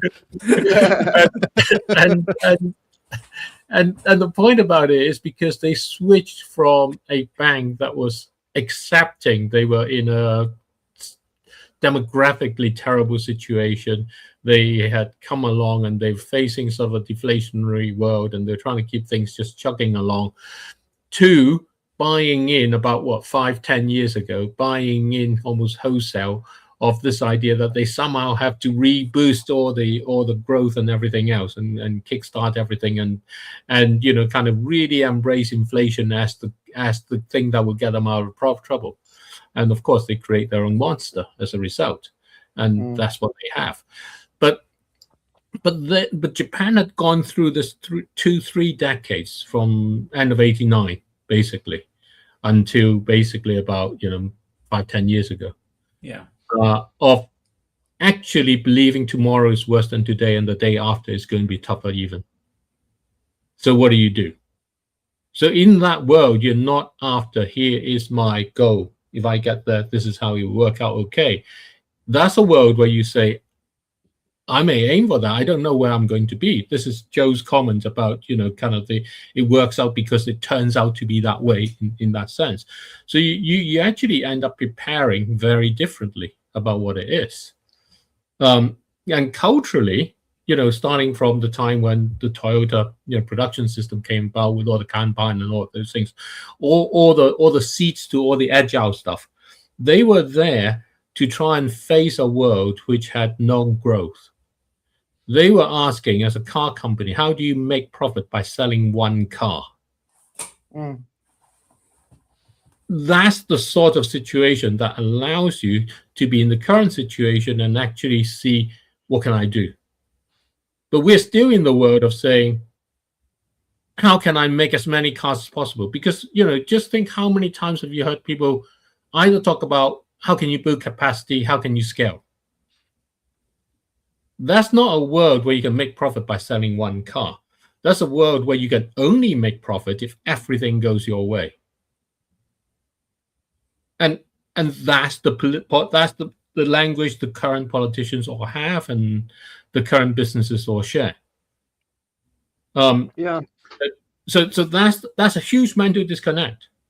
I remember your book, Unsustainable Truths.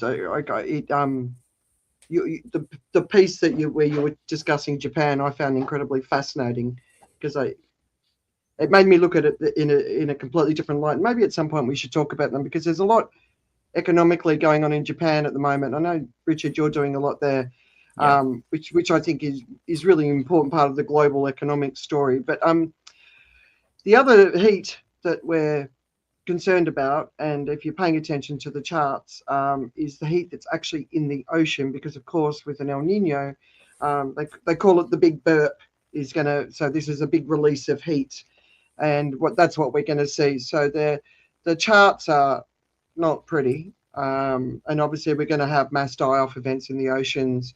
We'll see sea creatures moving. I was listening to in I think it was in Greece, they've got an infestation of a poisonous fish that can't be eaten, and it's not one of the ones they even eat in Japan. It's basically an invasive species. But the average ocean temperature at the end of June was 21 degrees Celsius, which beats both 23 and 24, which were the last impacts where we saw El Nino.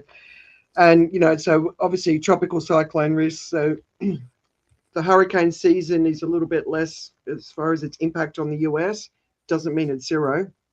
It just means there's 5 rather than 6 type hurricanes. But all this extreme heat in the ocean, I worry for the Philippines. We obviously saw Taiwan and Japan get a massive flood from a double event in the last sort of week or so. It didn't get that much attention. in the mainstream news because the heat wave in Europe and the US is getting all the attention. But we've got thermal expansion because the ocean's getting warmer, and of course coral bleaching. You know, we've already passed the tipping point, but it's not good it's not a good story for the oceans, and the extreme events that we're going to see are going to be so much more magnified. But I also think, and I'd be interested in Joe's perspective here, for the first time, we're really going to see the data centers straining the grids, and with the possible impacts, including grids falling over and potentially widespread loss of life because the humidity is so high, especially in the US.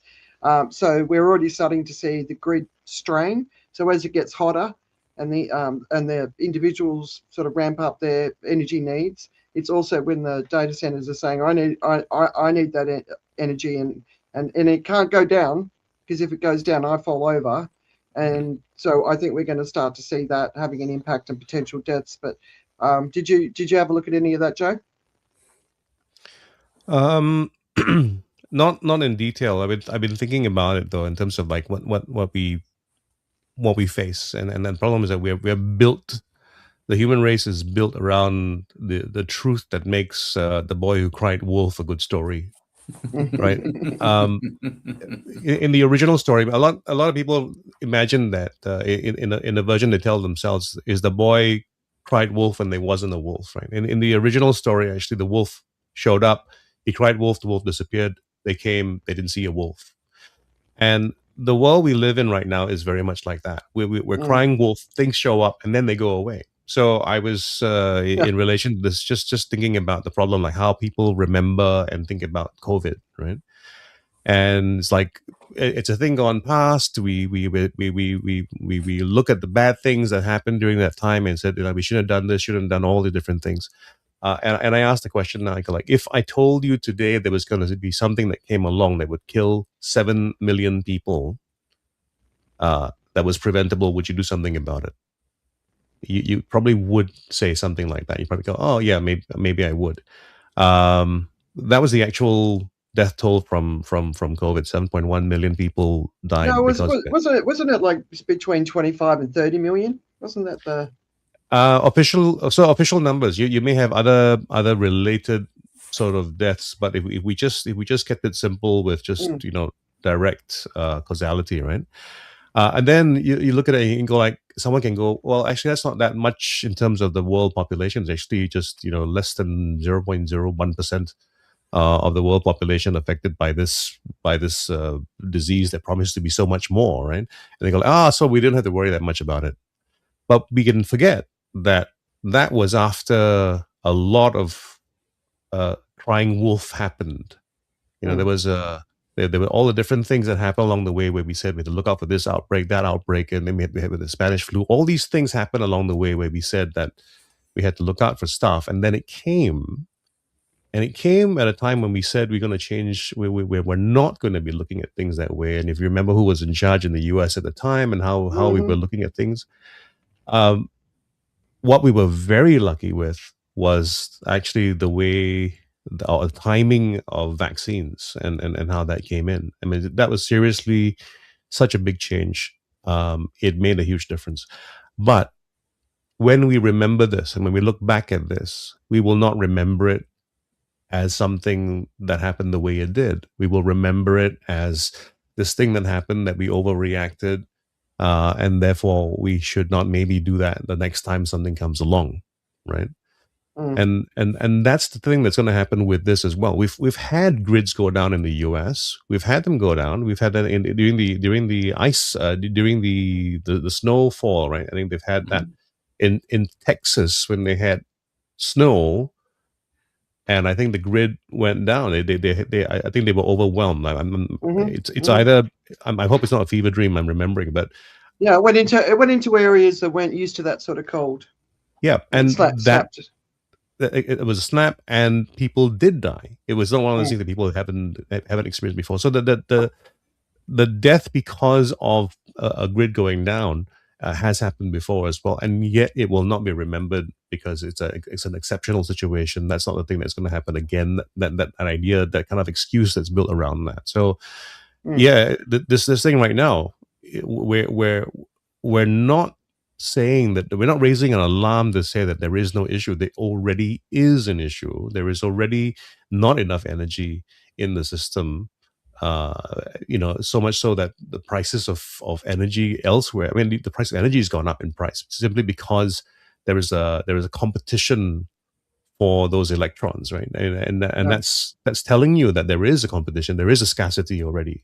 So it's not even abstract, but it can get much worse. And then it's going to be something that could be political fodder, of course, when it comes to the next elections. If a large group of someone's are affected by by a situation where a choice was made between a data center and life. I mean, that's crazy, but yeah, no, and that's the risk. The choice is being made. I mean, implicitly, exactly. it's not being made, and it's going to be between keeping the data center alive and keeping the hospital running, and the thing is, the hospital needs the data center to keep it running, and so you have these things along is everything else that goes in there. And incidentally, Texas was 2021, I think, and it was like a couple of weeks of power outage. And that was kind of crazy because you normally associate Texas as being the warm place as opposed to the cold place. And I think if you're going to ask if 7 million people are going to die, what would you do something about it? I think people's first question is going to be where. Yeah. And if you tell them it's going to be somewhere over there, then you're going to say, okay, fine, I don't care. I think that's the situation. But what I'm saying is there is this, the cry wolf effect is such that there was a heat warning, or there's a heat warning right now that's been issued in the US, right? So statistically, 1 out of every 2 Americans is actually being exposed to a dangerous heat event right now. That's the warning that's come out. 164 million people at risk, right? They will not feel the risk of that. They won't understand that is what they're facing in that particular time right now. Because you can have that warning go out, and you can then turn on your television and see them playing a game of football, and forget that's the correlation, right? And that, for me, that's what I was looking at. I was going like, this is kind of risky because this weekend, this is where all the action's happening in terms of football. Well, not all the action, but 1/3 of it. And that's the kind of risk that's going on. I felt the anxiety yesterday as I was watching the game and going like, these are people going out in situations, and it wasn't the critical time yet, but it was like that this is dangerous for everybody who's on the field right now, and it's going to get more dangerous. So as much as we made our off-colored remarks about Donald Trump wanting to go for it over this weekend with a impassioned speech outdoors, we'll see. I mean that's not it's inadvisable, but I mean he's also stared at the sun during an eclipse. And he's an 80-plus-year-old dude now, right? So, and he's not particularly healthy. But we are moving into a time and a temperature and humidity that it's never been seen before. Like, records are breaking everywhere. It's never been seen, right? So, and there's more energy consumption than there's ever been, and there's more requirement on the grids than there's ever been, and they are still 100-year-old grids. So one of the other stories is Google's consumption came out this week. From 23 to 24, they were using 7 watts or terawatts. The next year, it was 12 terawatts. So basically a 39% increase. So the tech companies, with the green companies, had all these green credentials, and all their websites were covered in it. All that stuff's gone now. And there's an exponential increase in energy required to run their data centers, to provide us with AI so we can make stupid videos and photos. But there is good use of AI, like David said. The hospital needs it. There's good use of technology, but I actually think that rather than, because when you were saying earlier, Joe, like Humanity's not capable of seeing it. We're capable. This group of people right here are capable of seeing it. An event is coming, whether it's this year or next year. And so when they're looking at the records for Asia next year, when the heat comes, we're going to be in hell. We're going to really be in hell. Like, it's significantly higher. They're talking 4 degrees higher than normal. It's never been above 3. I think there's part that's worth mentioning along. You know, we talk about El Nino. These are like single event type things, and it's like the wolf coming along. And we had Joe, what's his name, Umsoft. Yeah, Umsoft, yeah.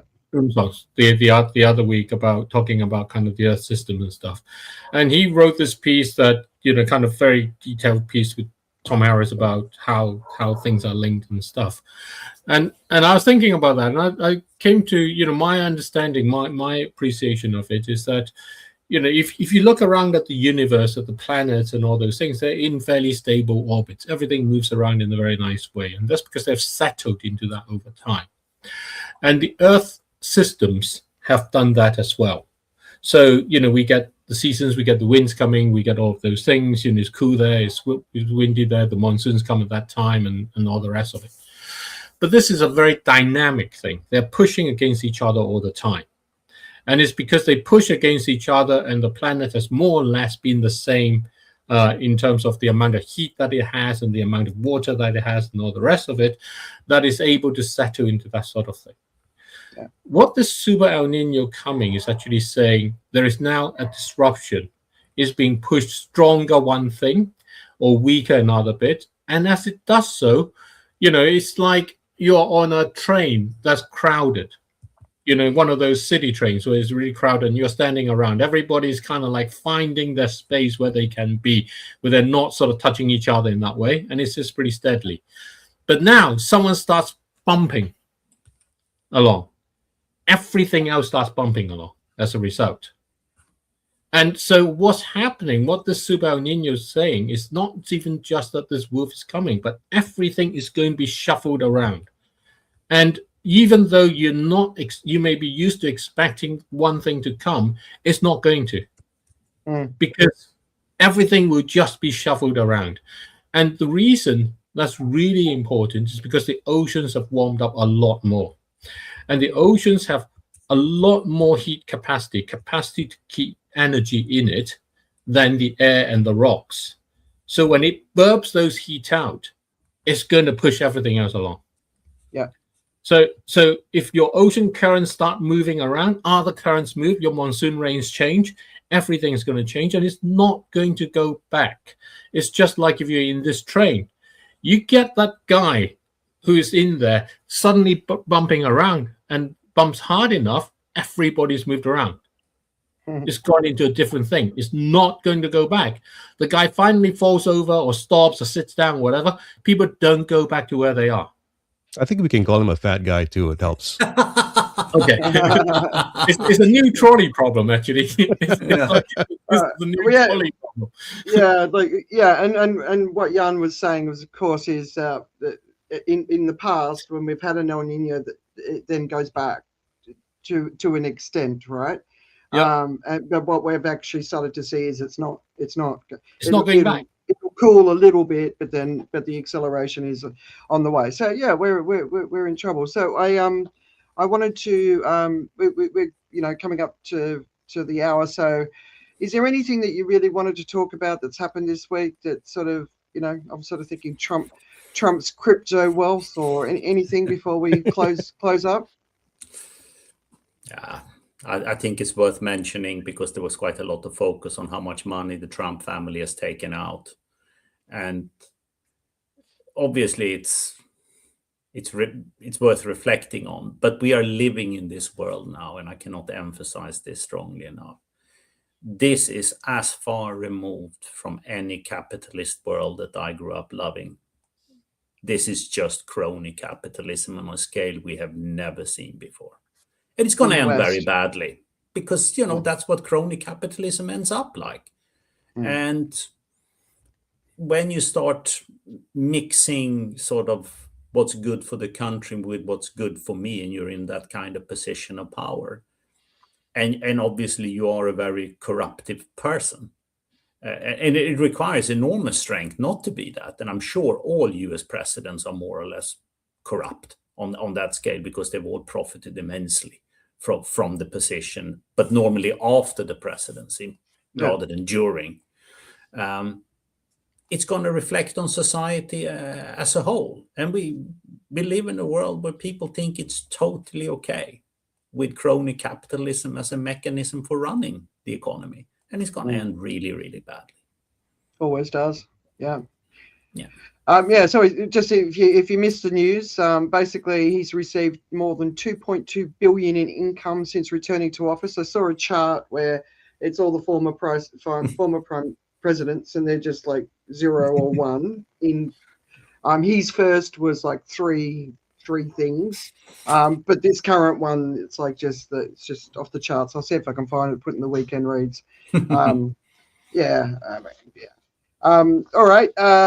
Tell me, what's keeping you distracted? Wimbledon and World Cup. Yeah. Right. So England's still in. I'm not paying attention. England's just in. I was actually having a conversation with someone the other day. I was comparing keeping below 2 degrees warming as being like England making it to the semi-finals, and keeping to 1.5 is like it winning with the World Cup. So there you go. I was explaining to my wife the other day that England's job is to raise hopes and then dash them terribly. Yes. They're very good at that. Better than anyone else, almost. Yeah. I suppose Australia is just like, oh wow, they made it. Yeah. Well, I think, talking of Australia, I mean, I was watching Maya Joint against Serena Williams, and in Wimbledon, and she is amazing. Is she an Australian tennis player? Yeah. Okay. So And that's how much attention I'm paying. Yeah, I don't know if it's true. Apparently, she'd lost the last 11 games. Okay. Yeah, she had a very bad run apparently coming into Wimbledon. Yeah. Very bad streak. She lost 11 games before she faced Serena Williams on centre court. And But Australia does have some tennis heritage where soccer's a little bit different, right? If you go way back, Australia's got some tennis heritage. In fact, that's a Netflix documentary I've been meaning to watch. Is Martina and two of the original famous lady tennis players. I don't know if anyone's had a chance to watch it. Yeah, Everett. No. What's her name? Everett. Everett and Martina Navratilova. Is that right? Yeah. Yeah, that looks like a really good yarn. Richard? Oh, for me, it's definitely the Tour de France starts tomorrow in Barcelona. Okay. Wow. Just as they're starting a heat wave. Yeah, it's going to be interesting. It's not known for being a particularly cool city in July in Barcelona. So yeah, and they're hitting the Pyrenees already in the first week. So compared to a lot of historical tours where they're very backloaded in the last week in the Alps, actually, you're going to experience just as much heat and climbing in the first week as you probably ever done in the history of the tour. So wow. I would readily say that anyone who comes to Paris, even if you're 5-6 hours after the presumptive winner, which will be Pogacar without an accident, you are a physical phenomenon. To go through 3,500 kilometers in those conditions over 3 weeks, you are a physical phenomenon. All right, I didn't even know it had started. There's a lot more talk around sporting events, like we were talking about Bangkok and laying its cables for electricity when it's going to drown. To me, the other thing is, they're talking about the 2030 World Cup. I think is in Morocco. Does that sound right? Yeah, Morocco, Spain, and Portugal. It's the first time it's been shared across 2 continents. In June, July, August. Yeah. Mm-hmm. Like in 2030, that's just stupid, right? Yeah, but think of it. 2034 will play in Saudi Arabia. That's going to be nice. Yeah, but when they played in Qatar, they moved it to the winter time. But they've still got that one scheduled for the summertime. That will change. I'm fairly sure, because It has to, right? Yeah, and I will readily say, as a massive football fan, someone who grew up loving the game, I have no interest in this tournament. I didn't have any interest in the last tournament either. Football needs to do a serious rethink. If you are going to play a summer tournament of this magnitude, it has to happen in the Southern Hemisphere, and there aren't that many countries that has the ability to host an event like this, because this is ridiculous. I mean, that's because you're only saying that because Italy's not in it. No, it's just the quality Shots of fired. football. The quality of football on display is a complete joke. Even the team that's going to end up winning the World Cup, I don't think would stay in the Premier League. That's how much lower the quality because Italy's not in it. No. Well, Look, I'm just worried about the coming weeks with the heat waves going through. Yeah. We're going to see deaths, whether it's players or people who are there to support. We're going to see deaths because, we were talking about Americans got such a different interest. So all these young fans hanging around Madison Square Garden. I don't care about the heat. I just want to be part of Taylor's story. So we might see some Taylor fans dying. Oh my God! Yeah, I mean, did you see that one? When the concert was in Brazil or whatever? Yeah. It was in Brazil. She lost one fan. Yeah, a couple of years ago. Yeah. All right, Joe. What about you? What's distracting you? Well, part of it is trying to build that AI empire that I've been contemplating, but it's more a sense of picking up everything that I don't know and try to figure out how to make it work together. And I've actually, because of all this time right now, taken my eye off trading, which I have to bring it back to again very shortly.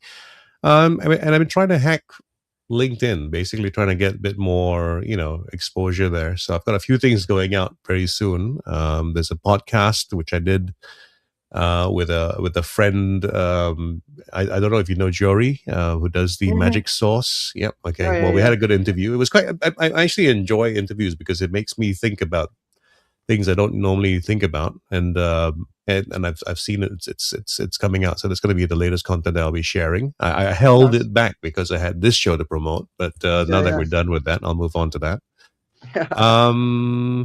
I've asked Yuri to come on the show, but he's never said yes. So see if you can convince him for me. Okay, I'll give him a poke and see how. Yeah.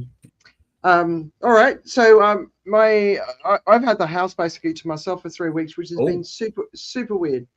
Lex has obviously been at camp and he comes home for a few days and he goes back. But Steve and Jax have been doing a bit of a road trip around Australia.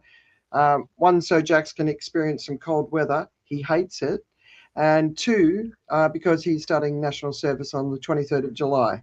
So, and he's just finished his IB and, he's having that sort of time with grandparents and family before he basically doesn't have any freedom for 2 years. So, but if it's all right with you guys, I would like to share that I launched one of my AI tools. It's not an empire. Nobody's paying me anything to do it, but I launched the Overshoot Challenge. And the ideas here are, what I like to do with AI is people ask me questions all the time. And so I like to answer those questions. So the Overshoot Challenge is, what can I do? And it's big stuff, it's small stuff, but it's just get going. I have actually added it a way where you can sign up as a member now. I didn't want to do that originally because I didn't want it to be a data gathering platform because everybody wants your data these days and I find it really obnoxious.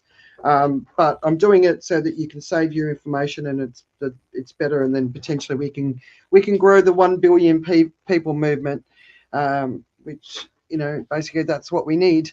So the Overshoot Challenge, sign up. I only got 70 something people on the first day. So I'm a long way off 1 billion. So it's designed to be easy to start with the conversation all the way through to complicated, where you can understand a little bit more detail about why making a change matters in that particular area. And if you want to do something really good for yourself, go and rewatch Ted Lasso. because the new one is about to come out. So Lex and I had a couple of short periods of time in the last week, so we just basically got through TED, and it's just a reminder that kindness really can change the world. So if it's been a while. So nice. There we are. Nice. Yep. Yeah. I haven't seen the new, but it's not out yet. The whole family loved the old one. Yeah. So it's a female. It's hilarious. Launching a female team. Yeah, it's a girls' team, right? Yeah. I just love that people are so committed to shows they have to do the homework before the next bit comes out. Yeah, no, I didn't do it for that. I just wanted, I just needed some TED vibes. You know, TED vibes. Yeah, because he's just kind and sweet, and his wife leaves him because she can't stand his optimism. You know, it's like it's the ironic sort of twist for me. The whole piece. It's like to be around that all the time. He's actually quite annoying. I know my optimism annoys my husband. Anyway, there we go. Let's look. There was loads of other stuff that we were going to cover that we didn't cover. I'll put them in the weekend reads. We've got 2 more shows, and then we're going to have a break. Yeah. Next week at this point, it's just us, unless someone reaches out. Maybe talk to Yari.